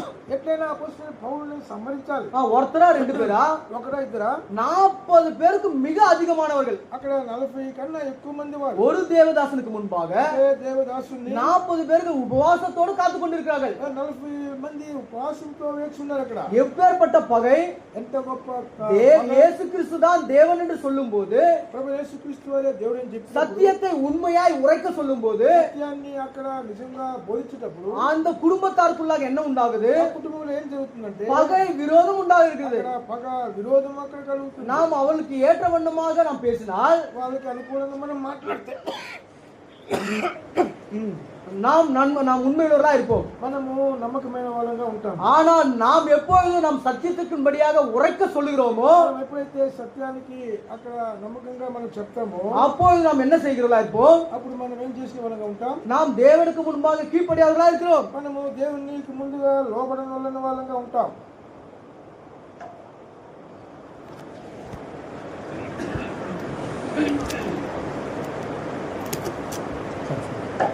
இந்த கீழ்ப்படியாத ஆவிதான் ఈ లోబడని ఆత్మే நம்ம என்ன செய்கிறது? మనల్ని ఏం ఆ చేస్తుంది? தேவ சமூகத்துல நம்ம தூரமாக்குகிறது. దేవుని సముఖాన్ని నుంచి మనల్ని దూరపరుస్తుంది. பாருங்கள், இப்பேற்பட்ட இந்த சவுலுக்கு உண்டான இந்த ஆவி, సౌలుకు కలిగిన ఈ ఆత్మను, பொல்லாத ஆவி, ఈ చెడ్డ ఆత్మను, கீழ்ப்படியாத ஆவி ఈ లోబడని ఆత్మ நமக்குள்ள இருக்கா? మనకుందా? எனக்குள்ள இருக்கா? మనలో ఉందా? நம்ம யாருமே குற்றப்படுத்துவதற்கு எனக்கோ நமக்கு எந்த அதிகாரம் இல்ல. ఎవరిని మనము నింద మోపుటకు మనకి అధికారం அந்த లేదు. சகோதரன் அப்படி, இந்த சகோதரன் எப்படி என்று சொல்வதற்கு எந்த தகுதியும் எனக்கும் நமக்கும் இல்லை. ఆ సహోదరి ఇట్లాగా ఈ సహోదరి ఇట్లాగా అని చెప్పడానికి మనకి ఏ தேவாலயத்துக்குள்ளாக வரும்போது దేవుని ఆలయంలోనికి వచ్చిన தேவனுடைய அன்பு என்ன? దేవుని యొక్క ప్రేమ ఏంటి? ஆண்டவர் நமக்கு என்ன செய்தார்? దేవుడు మనకి ఏం చేశాడు? ஆண்டவருடைய அன்புடைய குணாதிசயங்கள் எப்பேற்பட்டது? దేవుని యొక్క ప్రేమ యొక్క గుణాతిశయములు ఎలా வேதத்தில் உள்ள ఉన్నాయి? ஆழமான சத்தியங்கள் என்ன? దేవుని యొక్క లోతైన సత్యములు ఏంటి? நாம் மற்றவர்களுக்கு பிரயோஜனம் உண்டான வார்த்தையை நாம் பேச வேண்டுமோ தவிர, మన ఇతరులకు ప్రయోజనకరమైన దైవికమైన మాటలే మనం మాట్లాడాలి కానీ நம்முடைய வார்த்தைகள் கிருபை பொருந்துனா இருக்க வேண்டுமோ தவிர మన మాటలు కృపా సహితముగా ఉండవాలని కానీ மற்றவருடைய ஊழியத்துல போய் நம்ம தலையிடுறதோ మరొకరి పనిలో మనం పోయి అడ్డుపడటమో மற்றவங்க செய்கின்ற நன்மையான காரியங்களை நம்ம கெடுக்கிறதோ ఇతరులు చేసే మంచి కార్యాలను మనం చెరపడము இல்லை என்றால் தேவ ஊழியத்தில் நடைபெறுகிற எல்லா விதமான ஊழியங்களிலிருந்து எனக்கு அதிகமாக தெரியும் நான் சொல்லுவது செய் என்று சொல்வதோ దేవుని యొక్క మందిరంలో జరిగే ఆరాధనలన్నింటిలో కూడా నాకు ఎక్కువ తెలుసు కాబట్టి నేను చెప్పేదే చేయాలనేది இது எப்பேற்பட்ட இது தேவ ஆவியே கிடையாது. ఇది దేవుని ఆత్మే కాదు. இது எல்லாமே சவுலுக்கு கொடுக்கப்பட்ட அசுத்தாவி கீழ்ப்படியாத ஆவி. ఇది ఎంతయో సౌలులో ఉన్న అవిధేయమైన நம்மை காட்டிலும் நம்ம சகோதரன் கொடுக்கிற ஆலோசனை நம்ம பெற்றுக்கொள்ள வேண்டும். మనకన్నా మన సహోదరులు ఇచ్చే ఆలోచన మనం తీసుకోవాలి. இது ஒரு சபையா இருக்கிறது. ఇది ఒక సంఘంగా ఉంది. சபையில சொல்லப்பட்ட எல்லா ஆலோசனையும் நம்ம கீழ்ப்படிந்து செய்ய வேண்டும்.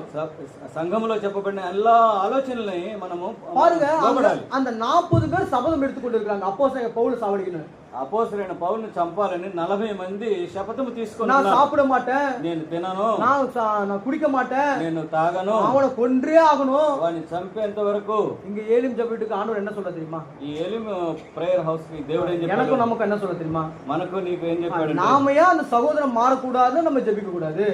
మనం ఎందుకు ఆ సహోదరులు మారకూడదు అని ప్రార్థన நாம ஏன் அந்த சகோதரனுக்கு பொல்லாப்பாவி அவனுக்கு போணும் ஜெபிக்க கூடாது? ఆ యొక్క అపవిత్రాత్మ అతని నుండి వెళ్ళిపోవాలని ఎందుకు ప్రార్థన நாம ஏன் చేయకూడదు? சகோதరుடைய பலவீனத்திற்காக ஜெபிக்க கூடாது? మనం ఎందుకు బలహీనుడైన ఆ సహోదరుని కొరకు ప్రార్థన చేయకూడదు? ஆனா நம்ம இப்படி பண்ண மாட்டோம். మనం అలా చేయం.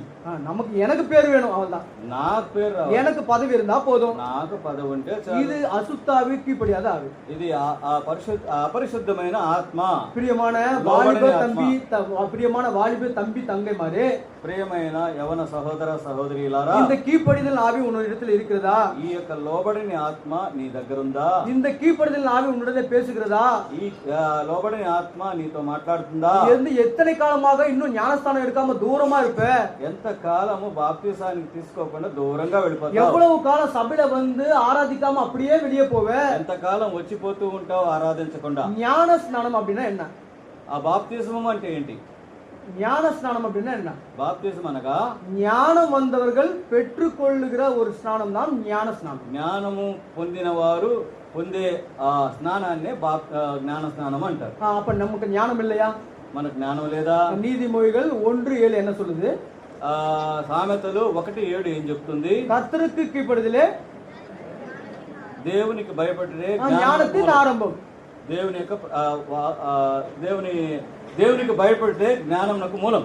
பாருங்க, இப்ப இந்த ஞானம் நம்ம பெற்றுக்கொள்ளணும்னா, ఈ జ్ఞానాన్ని మనం సంపాదించాలంటే நம்ம கீழ்ப்படிதல் உள்ளாத ஆவியில் இருக்கிறோமா, இல்ல கீழ்ப்படிதலுக்குள்ளான ஆவிக்குள்ளாக இருக்கிறோமா? మనం లోబడే ఆత్మలో ఉన్నామా, లోబడని ఆత్మలో ఉన్నామా? ஞானஸ்நானம் என்றால் బాప్తిజం అంటే ஞானம் வந்தவர்கள் பெற்றுக்கொள்கிற ஒரு ஸ்நானமா இருந்தாலும் దేవుని యొక్క జ్ఞానాన్ని పొందిన వారు, அந்த தேவனுடைய ஞானத்தை நீ பெற்றுக்கொள்ள வேண்டுமானால், ఆ దేవుని జ్ఞానాన్ని నువ్వు పొందాలంటే நீ தேவனுக்கு கீழ்ப்படிந்திருக்க வேண்டும். నీవు దేవునికి లోబడవలెను. இருதயத்திலே குத்தப்பட்டு இருக்க வேண்டும்.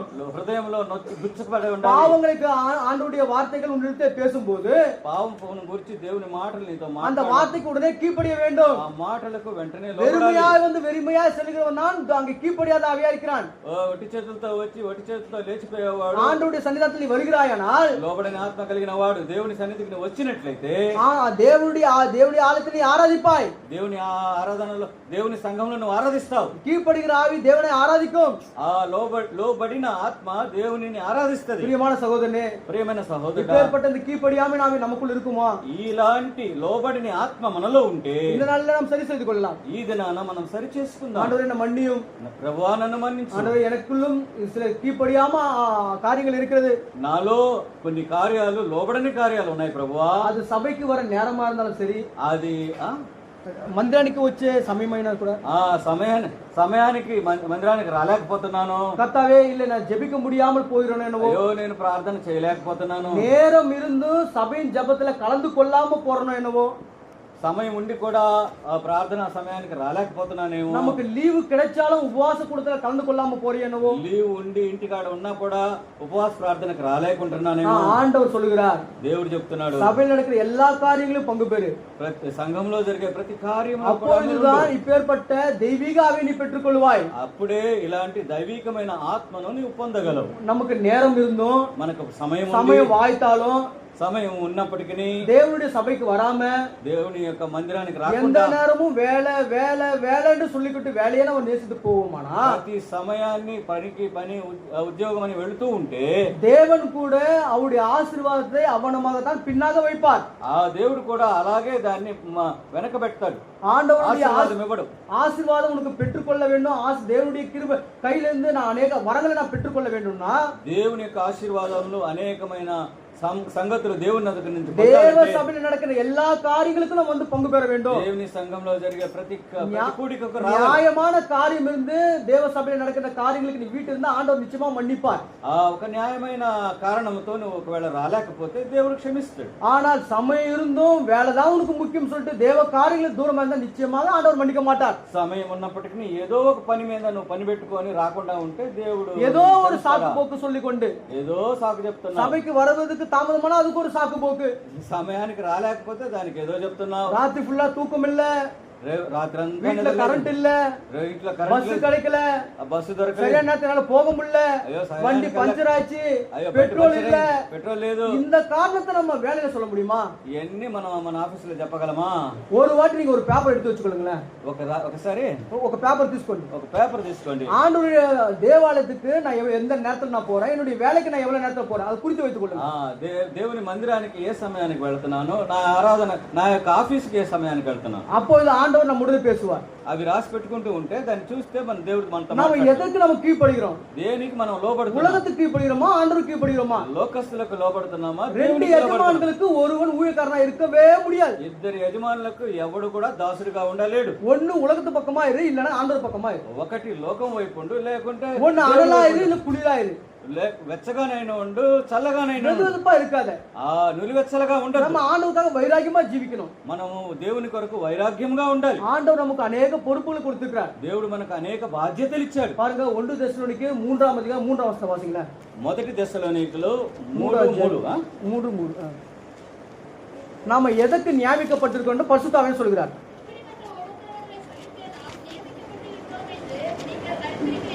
எதற்காக நாம் நியமிக்கப்பட்டிருக்கிறோமா?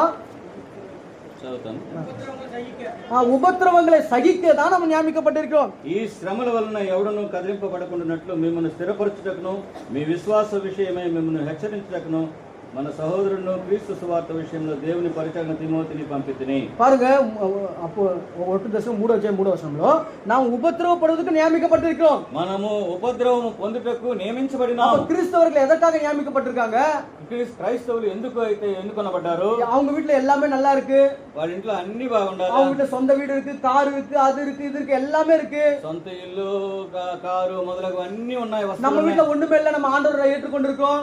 మనం మా ఇంట్లో ఏం లేదు, దేవుని ஆண்டவர் ஐஸ்வர்யம் உள்ளவர் தானே, దేవుడు ఐశ్వర్యం కలిగిన ஆண்டவர் ஆசீர்வாதத்துக்குள்ளவர் தானே, దేవుడు ఆశీర్వదించేవాడే కదా. ஆனா நம்ம வீட்ல ஒண்ணுமே இல்லையே, మన ఇంట్లో நம்ம வீட்ல சமாதானம் இல்லையே, మన ఇంట్లో நம்ம வீட்ல பணம் இல்லையே, మన ఇంట్లో డబ్బు లేదు. எல்லா విధமான குறைகளை கொண்டு வந்து வைப்பான். అవన్నీ కొరతలు తీసుకొచ్చి పెడతాడు. நாம நல்லா புரிஞ்சுக்கணும், మనం బాగా అర్థం చేసుకోవాలి. இந்த உலகத்துல ஆண்டவராக இயேசு கிறிஸ்து ஏற்றுக்கொண்டது மரிக்கு மட்டுமாக మనము ఈ లోకంలో ప్రభు అయిన యేసుక్రీస్తుని అంగీకరించిన తర్వాత చివరి వరకు நமக்கு உபத்திரவப்படுவதற்காக தான் கிறிஸ்தவர்கள் நியமிக்கப்பட்டிருக்கிறாங்க.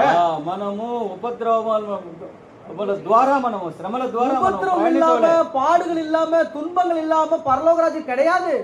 ఉపద్రవం లేకుండా, శ్రమలు లేకుండా, కష్టములు లేకుండా పరలోక రాజ్యం మనకి లేదు. இங்கேயும் நம்ம சந்தோஷமா வாழ்ந்துருவோம், ఇక్కడను మనం సంతోషంగా ఉంటాం. மேலேயும் நமக்கு சந்தோஷம் வேணும். పరలోకంలో కూడా సంతోషం அப்ப కావాలి. உபத்திரவம் படு, అలాంటప్పుడు வேதனை அனுபவி, వేదనలో పాల్గొను, பாடுகள் சகி, పాడుగలు அவமானத்தை ஏற்றுக்கொள், అవమానాన్ని ధరించు, எல்லாவற்றையும் கர்த்தருக்காக ஒப்புவி. ప్రతి దాన్ని ప్రభువు కొరకు ஆண்டவர் సహించు. அப்பொழுதுதான் உன்னை கிறிஸ்துவனாக நியமிக்கப்படுவார். అందుకే అప్పుడే నేను క్రైస్తవుడిగా అవ్వగలం. உபத்திரவப்படுவதற்காக தான் நாம் நியமிக்கப்பட்டிருக்கிறோம். ఉపద్రవాన్ని గుండా వెళ్ళడానికే మనం ఎన్నుకొనబడ్డాం. நாம் 7 ఆత్మల గురించి பார்க்கிறோம் என்று சொன்னோம். 7 ఆత్మల గురించి మనం ధ్యానిస్తామని చెప్పాము. இப்போது நேரம் இல்லாத காரணத்தினாலே ఇప్పుడు సమయం లేని దాన్ని బట్టి கடைசியாக చివరిగా கடைசி ஆவியை குறித்து நாம் பார்க்க போகிறோம். చివరి ఆత్మ గురించి మనం చూద్దాం. அது என்ன ஆவி? అది ఏం ఆత్మ? கன నిద్రిన ఆవి. ఘన నిద్ర కలిగిన ఆత్మ, యేసయ్యా గాఢ నిద్ర కలిగిన ఆత్మ. యేసయ్యా 29వ అధికారం 10వ వచనం. యెషయా 29 10వ వచనం.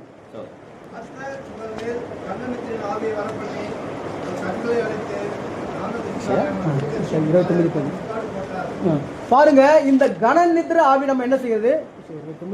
10 కదా. యెహోవా మీ మీద గాఢ నిద్రను కుమ్మరించి ఉన్నాడు. பாருங்க, இந்த கன நித்திரை ஆவி நமக்கு கொண்டு வந்து வைப்பான். గాఢ నిద్రను కలుగజేసే ఆత్మ. இந்த கன நித்திரை என்ன பண்ணும்? ఈ గాఢ నిద్ర ఏం చేస్తది? தேவ ஆவிக்குள்ளாக சுத்தமா நம்ம வளர்க்காது. దేవుని ఆత్మలోకి మనల్ని ప్రవేశింపనే అడ్డుగిస్తుంది. இந்த கன நித்திரை நமக்கு என்னென்ன கொண்டு வரும்னா, ఈ గాఢ నిద్ర మనకి ఏం తెస్తదంటే நஷ்டத்தை கொண்டு வரும், నష్టాన్ని తెస్తుంది. பரிசுத்த ஆவியானுடைய அந்த பரிசுத்த சவகாசத்தை அங்க தூரப்படுத்தும், పరిశుద్ధుల సహవాసాన్ని నుంచి దూరపరుస్తుంది. அது மட்டுமல்ல అంత మాత్రమే కాదు, மரணத்தை கொண்டு வரும். మరణాన్ని తీసుకొస్తుంది. பாருங்க, குறிப்பாக ముఖ్యముగా ஆபிரகாம் தூங்கினார். అబ్రహాము నిద్రించాడు. ஆபிரகாம் கிட்ட ஆண்டவர் சொல்றாரு, అబ్రహాం దగ్గర దేవుడు చెప్తున్నాడు, ஆபிரகாம் అబ్రహామా நீ என்ன பண்ற? నువ్వేం చేస్తావు? நீ எல்லாவற்றையும் எனக்காக பலியிட போறாரு, எல்லாவற்றையும் எனக்காக பலியிடு. ప్రతిదీ నా కొరకు బలించు. ஆபிரகாம் பலியிட்டாரா? బలిచ్చాడా? ஆபிரகாம் பலியிடல. అబ్రహాం బలి ఇవ్వలేదు. ஆபிரகாம் பலியிடாம என்ன பண்ணாரு? అబ్రహాము బలి ఇవ్వకుండా ఏం చేశాడు? அயர்ந்த நிద్ரை வந்தது. గాఢ నిద్రపోయాడు. அப்ப அங்க இருக்கிற அந்த பட்சிகள், அந்த குருவிகள் எல்லாம் என்ன பண்ணுச்சு? అక్కడ ఉన్న పక్షులు, ఆ యొక్క ఆకాశ పక్షులు ఏం చేశాయి? அந்த அவர் பலியிட்ட அந்த இடத்தில் மேல் போய் அங்கே உலாவினது என்று பார்க்கிறோம். అక్కడికి వెళ్ళి అక్కడ అవి తిరిగినాయి. இது நிமித்தமாக ఈ నిమిత్తమై ஆண்டவர் சொல்றார், దేవుడు చెప్తున్నాడు, ஆபிரகாமே, అబ్రహామా, ஆபிரகாமே, అబ్రహామా, நான் உனக்கு சொன்ன காரியங்கள் என்ன? నేను నీకేం చెప్పాను? கன நித்திரை. నువ్వు గాఢ నిద్ర ఎందుకు పోయావు? சிசேராவை குறித்து பாருங்க. సిసెరా చూడండి, அவனும் பயங்கரமான ஒரு போர் வீரனா இருக்கிறான். ఆయన ఒక గొప్ప వీరుడుగా ఉన్నాడు. ஆனாலும் கூட అయినా కూడా அவருக்கு நித்திரை வந்தது. నిద్ర వచ్చింది. யாக்கேல் என்ன செய்தார்? ఎవరు? యాపేత யாக்கேல் యాకేల్ ఏం చేశాడు? அவர்கள் அந்த சகோதரி என்ன செய்தார்கள்? ఆ సహోదరి ఏం చేసింది? சிசேரா போய் கேட்கிறார், ఆయన దగ్గరికి వెళ్ళి అడుగుతుంది, குடிக்க ஏதாச்சும் இருக்கிறதா? ఏమనిస్తుంది? நீர் తాగడానికి ఏమన్నా ఉందా? குடிப்பதற்கு ஏதாவது இருக்கிறதா? తాగడానికి ఏమన్నా ఉందా? உடனே அந்த யாக்கேல் என்ன செய்கிறாள்? వెంటనే ఆమె ఏం చేస్తుంది? பாலை கொண்டு வந்து கொடுத்தாள். పాలు తీసుకొచ్చి ఇచ్చింది. தூங்கி அவர் குடித்த பிற்பாடு తాగిన తర్వాత நல்ல கன நித்திரை. మంచి గాఢ నిద్ర. என்னவானார்? ఏమయ్యాడు? மரணித்தார். మరణించాడు. గూడారాన్ని எடுத்தாங்க. ఒక పెద్ద గూడారపు మేకులు తీసుకున్నారు. మేకులు తీసుకున్నాడు. அந்த நெற்றில அடித்து ఆ యొక్క ముచ్చి వెనకాల కొట్టాడు. அந்த சிசேரா மரித்து போனான். ఆ సిస చనిపోయాడు. ஐத்திகு பார்க்கிறோம். ఐతికుని చూస్తున్నా, தேவ வசனத்தை கேட்காமல் దేవుని వాక్యాన్ని వినకుండా மரித்து చనిపోయి அவனுடைய சரீரம் திரும்ப எழுப்பப்பட்டது. ఆయన శరీరం తిరిగి చేయబడినది. யோனா அயர்ந்த நித்திரையிலே காணப்பட்டார். యోనా గాఢ నిద్రకు వెళ్ళాడు. அவரை தூக்கி கடலிலே வீசினார்கள். వాడిని తీసి ఆ సముద్రంలో పడవేశారు. அவருடைய இயேசு கிறிஸ்துவின் சீஷர்கள் தூங்கினார்கள். యేసు ప్రభు యొక్క శిష్యులు నిద్రపోయారు. சோதனைக்குட்பட்டார்கள். శోధనలో ప్రవేశించారు. ஆண்டவர் சொல்கிறார், దేవుడు చెప్తున్నాడు, பேதுரு யாக்கோபு யோவானை பார்த்து, పేతురు యాకోబు యోహానులను చూసి, 1 மணி நேரமாவது வைத்திருந்து ஜெபிக்க கூடாதா? ఒక్క గంట అయినా మేలుకోరారా? நம்ம நினைத்துக் கொள்வோம், మనం అనుకుంటాం, ஏன் ஆண்டவர் 12 பேரும் கூட்டு போலாம் இல்லையா மேல? దేవుడు ప్రభువు 12 మందిని తీసుకెళ్ళొచ్చు కదా. அப்படி அல்ல. అలా కాదు. ஆண்டவருடைய பார்வைக்கு பிரியமானவர்கள் இருக்கிறார்கள். ఆయన దృష్టిలో ప్రేమైన వారు ఉన్నారు. ஆண்டவருடைய சித்தத்தை செய்யும்படியாக சில கூட்டத்தார் இருக்கிறார்கள். ఆయన చిత్తాన్ని చేసే కొంతమంది ఉన్నారు. ஆனால் అయితే தேவனே எனக்கு வேண்டும் என்று இருக்கிறவர்கள் தான் இந்த 3 பேர். ప్రభువే నాకు కావాలా అని అనుకున్న వాళ్ళే ఈ ముగ్గురు. இந்த உலகத்துல எனக்கு வேற ஒன்றுமே வேண்டாம், ఈ లోకంలో నాకేమొద్దు, ஆண்டவரே எனக்கு போதும், ఆయనే నాకు చాలు. பேதுரு என்னுடனே வா, పేతురు నాతో రా, யாக்கோபு என்னுடனே வா, యాకోబు నాతో రా, யோவான் என்னுடனே வா. యోహాను నాతో రా. மலையில ஏறி కొండ ఎక్కి దేవుడు అనేక సత్యங்களை బోధిத்தார். దేవుని దగ్గర నుంచి అనేక సత్యాలు తెలుసుకున్నారు. ప్రియమైన సహోదరుని, ప్రేమైన సహోదరులారా, கன நித்திரை ఈ గాఢ నిద్ర சோதனை கொண்டு வரும். శోధనలోకి తీసుకెళ్తుంది. இந்த கன நித்திரை ఈ గాఢ నిద్ర அழிவை கொண்டு வரும். నాశనాన్ని తీసుకొస్తుంది. இந்த கன நித்திரை ఈ గాఢ నిద్ర மரணத்தை கொண்டு வரும். మరణాన్ని తీసుకొస్తుంది. இந்த கன நித்திரை ఈ గాఢ నిద్ర விசுவாச பாதையை கெடுத்து போட்டுவிடும். విశ్వాసపు యొక్క మార్గాన్ని చెరిపేస్తుంది. இப்பேற்பட்ட ஆவிகள் இந்த சத்ருவானவன் நமக்கு கொண்டு வருவான். ఇలాంటి ఆత్మ శత్రువు మన మధ్య తీసుకొస్తాడు. నాలుగవదిగా எரிச்சலின் ஆவி. ఎరిచలావి, எரிச்சலின் ஆவி. రెఫరెన్స్ సంఖ్యాకాండము 5:14. సంఖ్యాకాండం చదవండి. எரிச்சலின் ஆவி, ఒక నిరుత్సాహమైన ఆత్మ. ஐந்தாவதுగా పొయ్యిన ఆవి, అబద్ధపు ఆత్మ. ఆరవదిగా உலகத்தின் ஆவி, లోకపు ఆత్మ. ஏழாவதுగా ஊமையும் செவிடுமான ஆவி, మూగని చెవిటి ఆత్మ. பாருங்க பிரியமானவர்களே, చూడండి ప్రియులారా, இத்தனை விதமான ஆவிகளை கொண்டு வந்து ఇలాంటి ఆత్మలు తీసుకుని వచ్చి நம்முடைய ஆவிக்குரிய காரியங்களை அவன் கெடுத்து போட்டு விடுவான். మన ఆత్మీయ కార్యాలను చెడిపేస్తున్నాడు. ஆண்டவர் நமக்கு என்ன கொடுத்தார்? దేవుడు మనకేమిచ్చాడు? பலமும் அன்பும் தெளிந்த ஆவியை கொடுத்தார். బలమును తెలివి కలిగిన ఆత్మనిచ్చాడు. ஆனால் சத்ரு என்ன கொடுத்தான்? శత్రువు ఏం చేశాడు? ஒடுங்கின ஆவியை கொடுத்தான். ఏమన్నా? பாரபரித்தమైన ஆத்மா. భారభరితమైన ఆత్మనిచ్చాడు. ஆண்டவர் நமக்கு இரண்டாவதாக என்ன ஆவியை கொடுத்தார்? రెండవదిగా దేవుడు మనకి ఏం ఆత్మనిచ్చాడు? அப்பா பிதாவே என்று கூப்பிடத்தக்க புத்திர சுவிகாரத்தின் ஆவியை கொடுத்தார். తండ్రి అబ్బా తండ్రి అనే ఆత్మనిచ్చాడు. పుత్రస్వీకారమైన ఆత్మనిచ్చాడు. ஆனால் ఇవనే கொண்டு வந்த ஆவி என்ன? వాడు శత్రువు తీసుకొచ్చిన ఆత్మ ఏంటి? பொல்லாத ஆவி, கீழ்ப்படியாத ஆவியை கொண்டு வந்தான். చెడ్డ ఆత్మ, లోబడని ఆత్మను తీసుకొచ్చాడు. ஆண்டவர் நமக்கு கொடுக்கப்பட்ட பரிசுத்த ஆவியானவர் தந்தள்ளினார். దేవుడు మనకు పరిశుద్ధాత్మనిచ్చాడు. ஆனால் ఇవన్ என்ன செய்தான்? అయితే వీడేం చేశాడు? గాఢ నిద్ర ఆవిயை கொண்டு வந்தான். గాఢ నిద్ర ఆత్మను తీసుకొని వచ్చాడు. ஆண்டவர் நமக்கு விசேஷித்த ஆவியை கொடுத்தார். దేవుడు మనకు ఒక విశేషమైన ఆత్మనిచ్చాడు. ஆனால் சத்ரு என்ன கொண்டு வந்தான்? శత్రువు ఏం చేశాడు? எரிச்சலின் ஆவியை கொண்டு வந்தான். దురద కలిగిన ఆత్మనిచ్చాడు. ஆண்டவர் நமக்கு கிருபையின் ஆவியை கொண்டு வந்தார். దేవుడు మనకు కృపా ఆత్మనిచ్చాడు. ஆனால் ఇవன் என்ன கொண்டு வந்தான்? కానీ శత్రువు ఏం చేశాడు? பொய்யின் ஆவியை கொண்டு வந்தான். అబద్ధపు ఆత్మనిచ్చాడు. ஆண்டவர் நமக்கு நல்ல ஆவியை கொடுத்தார். దేవుడు మనకు మంచి ఆత్మనిచ్చాడు. இவன் எனக்கு கொடுத்தான்? శత్రువు ఏం చేశాడు? உலகத்தின் ஆவியை கொடுத்தான். లోకాత్మనిచ్చాడు. ஆண்டவர் நமக்கு உற்சாகமான ஆவியை கொடுத்தார். దేవుడు మనకు ఉత్సాహం కలిగించే ఆత్మనిచ్చాడు. ఈ சத்ரு என்ன கொடுத்தான்? శత్రువు ఏం చేశాడు? ஊமையும் செவிடுமான ஆவியை கொடுத்தான். చెవిటి ఆత్మను మరియు మోగాత్మనిచ్చాడు. இப்பேற்பட்ட காரியங்களிலிருந்து நாம் விடுதலை பெறதான். ఇలాంటి కార్యాల నుండి మనం విడుదల పొందాలంటే இந்த தியாகமுள்ள தாழ்மையுள்ள மத்தேயு நம்முடனே பேசுகிறார். ఈ యొక్క దీనుడైన త్యాగం కలిగిన మత్తయి మనతో మాట్లాడుతున్నారు. பாருங்க பிரியமான சகோதரனே, ప్రియమైన సహోదరుడా, இந்த மத்தேயு ఈ మత్తయి గారు கவர்மெண்ட் சென்ட்ரல் கவர்மெண்ட் வேலையா இருந்தாலும், సెంట్రల్ గవర్నమెంట్ పని అయినప్పటికీ, சொந்த வீடு ஆஸ்தி பாஸ்திகள் అనే பெரிய కుటుంబமா இருந்தாலும், సొంత ఇల్లు ఆస్తి పాస్తులు అన్ని ఉన్నప్పుడు పెద్ద కుటుంబం అయినప్పటికీ, அவருக்கு அநேக விதமான பேர் புகை பெற்றிருந்தாலும், ఆయనకు పేరు ప్రఖ్యాతులు ఉన్నప్పటికీ, எல்லாவற்றையும் ஆண்டவர் சொன்ன ஒரே ஒரு வார்த்தையினால అన్నిటినీ దేవుడు పిలిచిన ఒకే మాటను బట్టి ஆண்டவருக்காக பின் சென்றார். ఆయన వెనక వెళ్ళాడు. ஆண்டவருக்கு தலை சாய்க்க இடமில்லாத இடத்துல இவர் சாய்த்தார். ఆ దేవునికి తల వంచుటకైనా స్థలము లేని స్థలములో ఈయన తల వంచాడు. ஆண்டவருடைய வார்த்தைக்கு கீழ்ப்படிந்தார். దేవుని మాటకు లోబడ్డాడు. ஆண்டவரே, உலகத்துல எனக்கு இந்த உலகமே எனக்கு வேண்டாம், ఈ లోకమే నాకొద్దు ప్రభువా, ஆண்டவரே நீ மட்டுமே எனக்கு போதும். నువ్వు మాత్రం ఉంటే చాలు. ஆண்டவர் நம்முடனே இருந்தால், దేవుడు ప్రభు మనతో ఉంటే உலகமே நம்முடைய காலடியில இருக்கும். లోకమే మన వెనుకుంటది. நாம உலகத்தின் அடியில இருப்போமானால் మనము లోకం కింద ఉంటే ஆண்டவர் நம்ம விட்டு தூரம் போவார். దేవుడి నుండి మనం దూరం சாசானவன் மிக தந்திரமானவன். సాతానుడు బహుతంత్రగొండి. இப்பொழுது கூட சமயம் அதிகமாக கடந்து போகவில்லை. ఇప్పుడు కూడా సమయం దాటిపోలేదు. நம்முடைய பக்கத்துல இருக்கிற சகோதரன் சகோதரி தான். మన పక్కన ఉన్న సహోదర సహోదరులే மன்னிப்பு கேட்கலாம். క్షమాపణ అడగదు. ஆண்டு சகோதரின மன்னி, సహోదరుడు నన్ను சகோதரியான மன்னி, సహోదరి నన్ను క్షమించు. ஒருவேளை என்கிட்ட இப்பேற்பட்ட காரியங்கள் என்கிட்ட இருந்தா, ఇలాంటి కార్యాలు, ఇలాంటి చెడ్డ కార్యాలు నా దగ్గర நான் சரி செய்து கொள்ள விரும்புகிறேன். నేను సరి చేసుకోవడానికి என்ன மன்னி ఇష్టపడుతున్నాను. சகோதரனே, నన్ను క్షమించు. சகோதரி என்ன மன்னித்து விடு. నన్ను క్షమించమండి. இந்த மன்னிப்பு ஒன்று மட்டும்தான் ఈ యొక్క క్షమాపణ ఒకటి మాత్రమే ஆண்டுடைய பிள்ளைகளாக நம்ம சேர்க்கும்.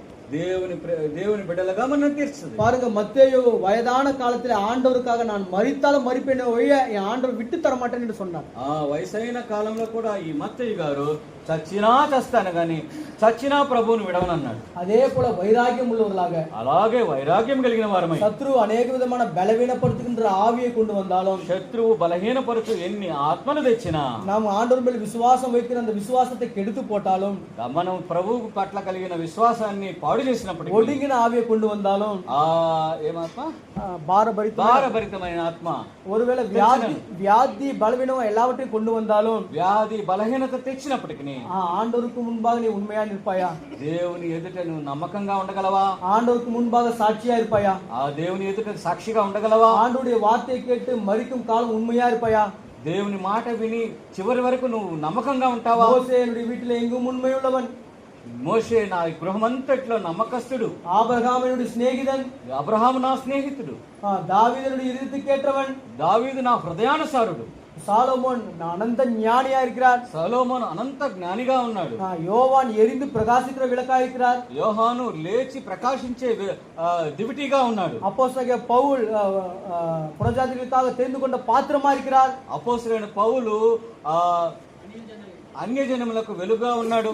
தானியேல் எனக்கு மிகவும் பிரியமான புருஷனா இருக்கிறான். దానియేలు బహుప్రియుడుగా ఉన్నాడు. இந்த நாளில் ஆண்டவர் நம்மை குறித்து சாட்சி சொல்ல முடியுமா? ఆ విధంగా ఈ దినాన మన గురించి ప్రభువు సాక్షి చెప్పగలడా? ஆண்டவர் சொல்லுகிற ஒரு காரியம், దేవుడు చెప్పే ఒక కార్యం, என்னை நேசிக்கின்றாயா? నన్ను ప్రేమిస్తున్నావా? என்னை நேசிக்கின்றாயா? నన్ను ప్రేమిస్తున్నావా? என்னை நேசிக்கின்றாயா? என்னை நேசிக்கின்றாயா? கல்வாரி காட்சியை கண்ட பின்னும் நேசியாமல் இருப்பாயா? கல்வாரி காட்சியை கண்ட பின்னும் நேசியாமல் இருப்பாயா? அவனமாகவே நாம் தேவனுக்கு முன்பாக சாட்சியாக கிருபை செய்வாராக. ఆ విధంగానే దేవుని ఎదుట మనందరము సాక్షులముగా ఉండరు కాగా.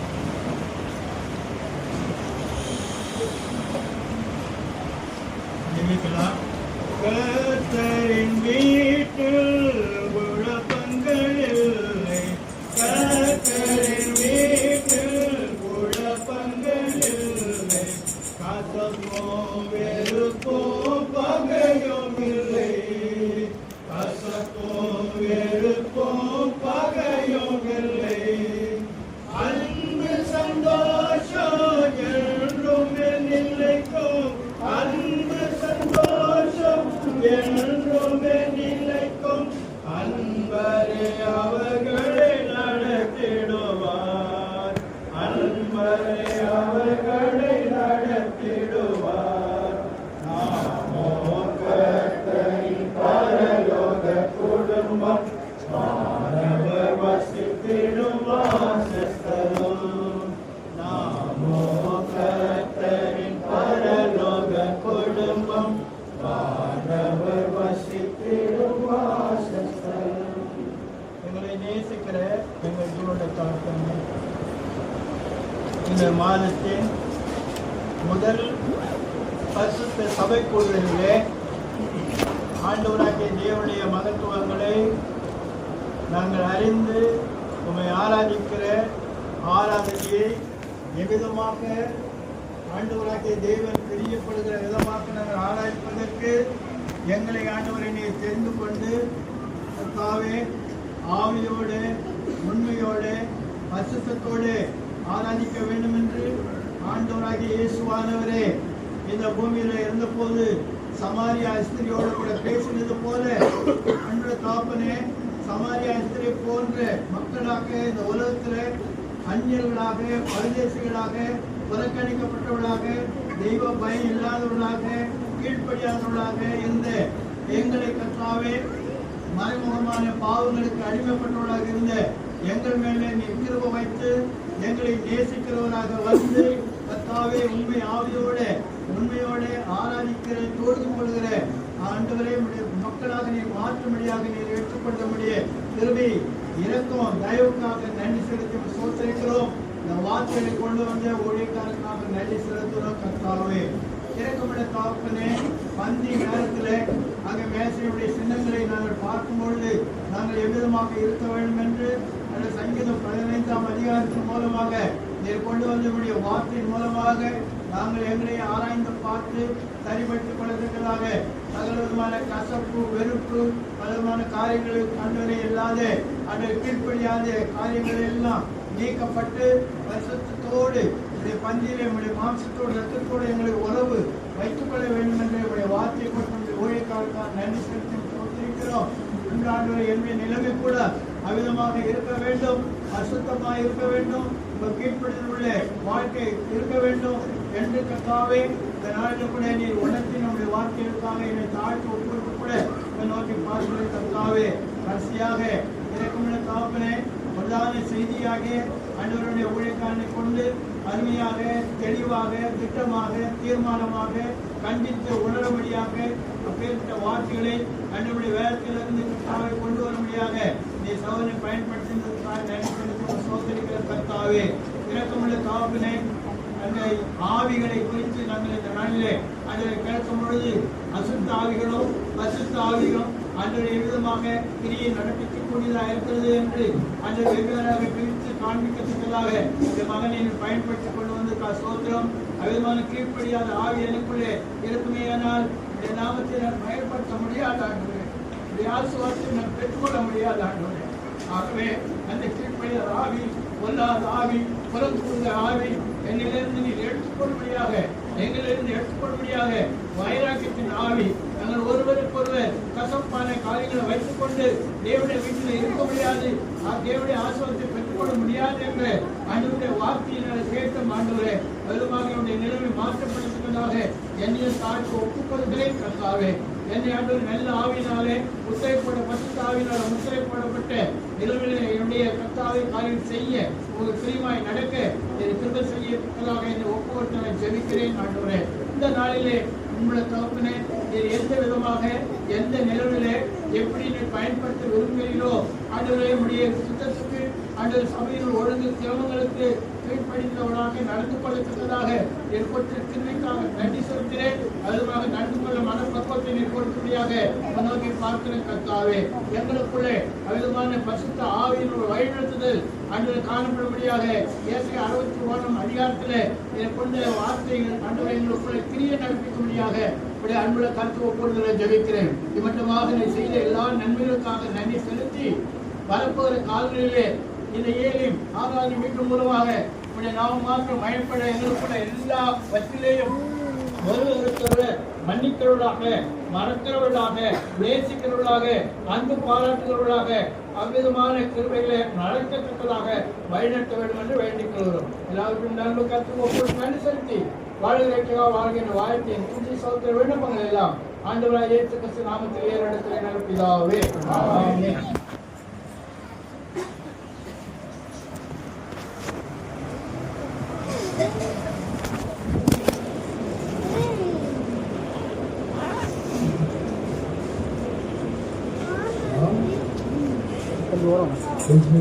பாடுவோம்.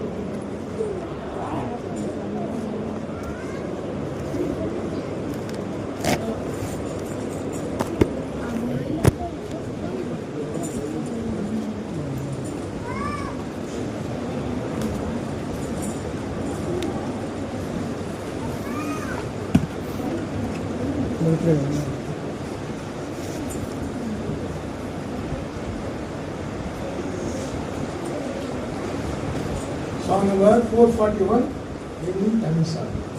Tamil song book 441 Tamil song book. In Telugu 455 in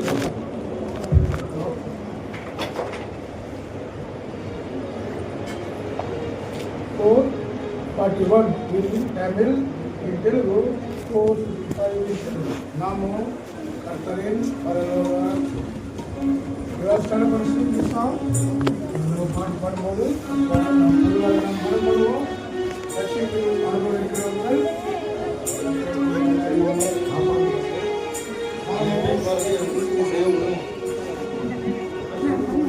நாமோ கர்த்தரின் பரலோக குடும்பம் வசித்திடும் வாசஸ்தலம். நாமோ கர்த்தரின் பரலோக குடும்பம் வசித்திடும் வாசஸ்தலம்.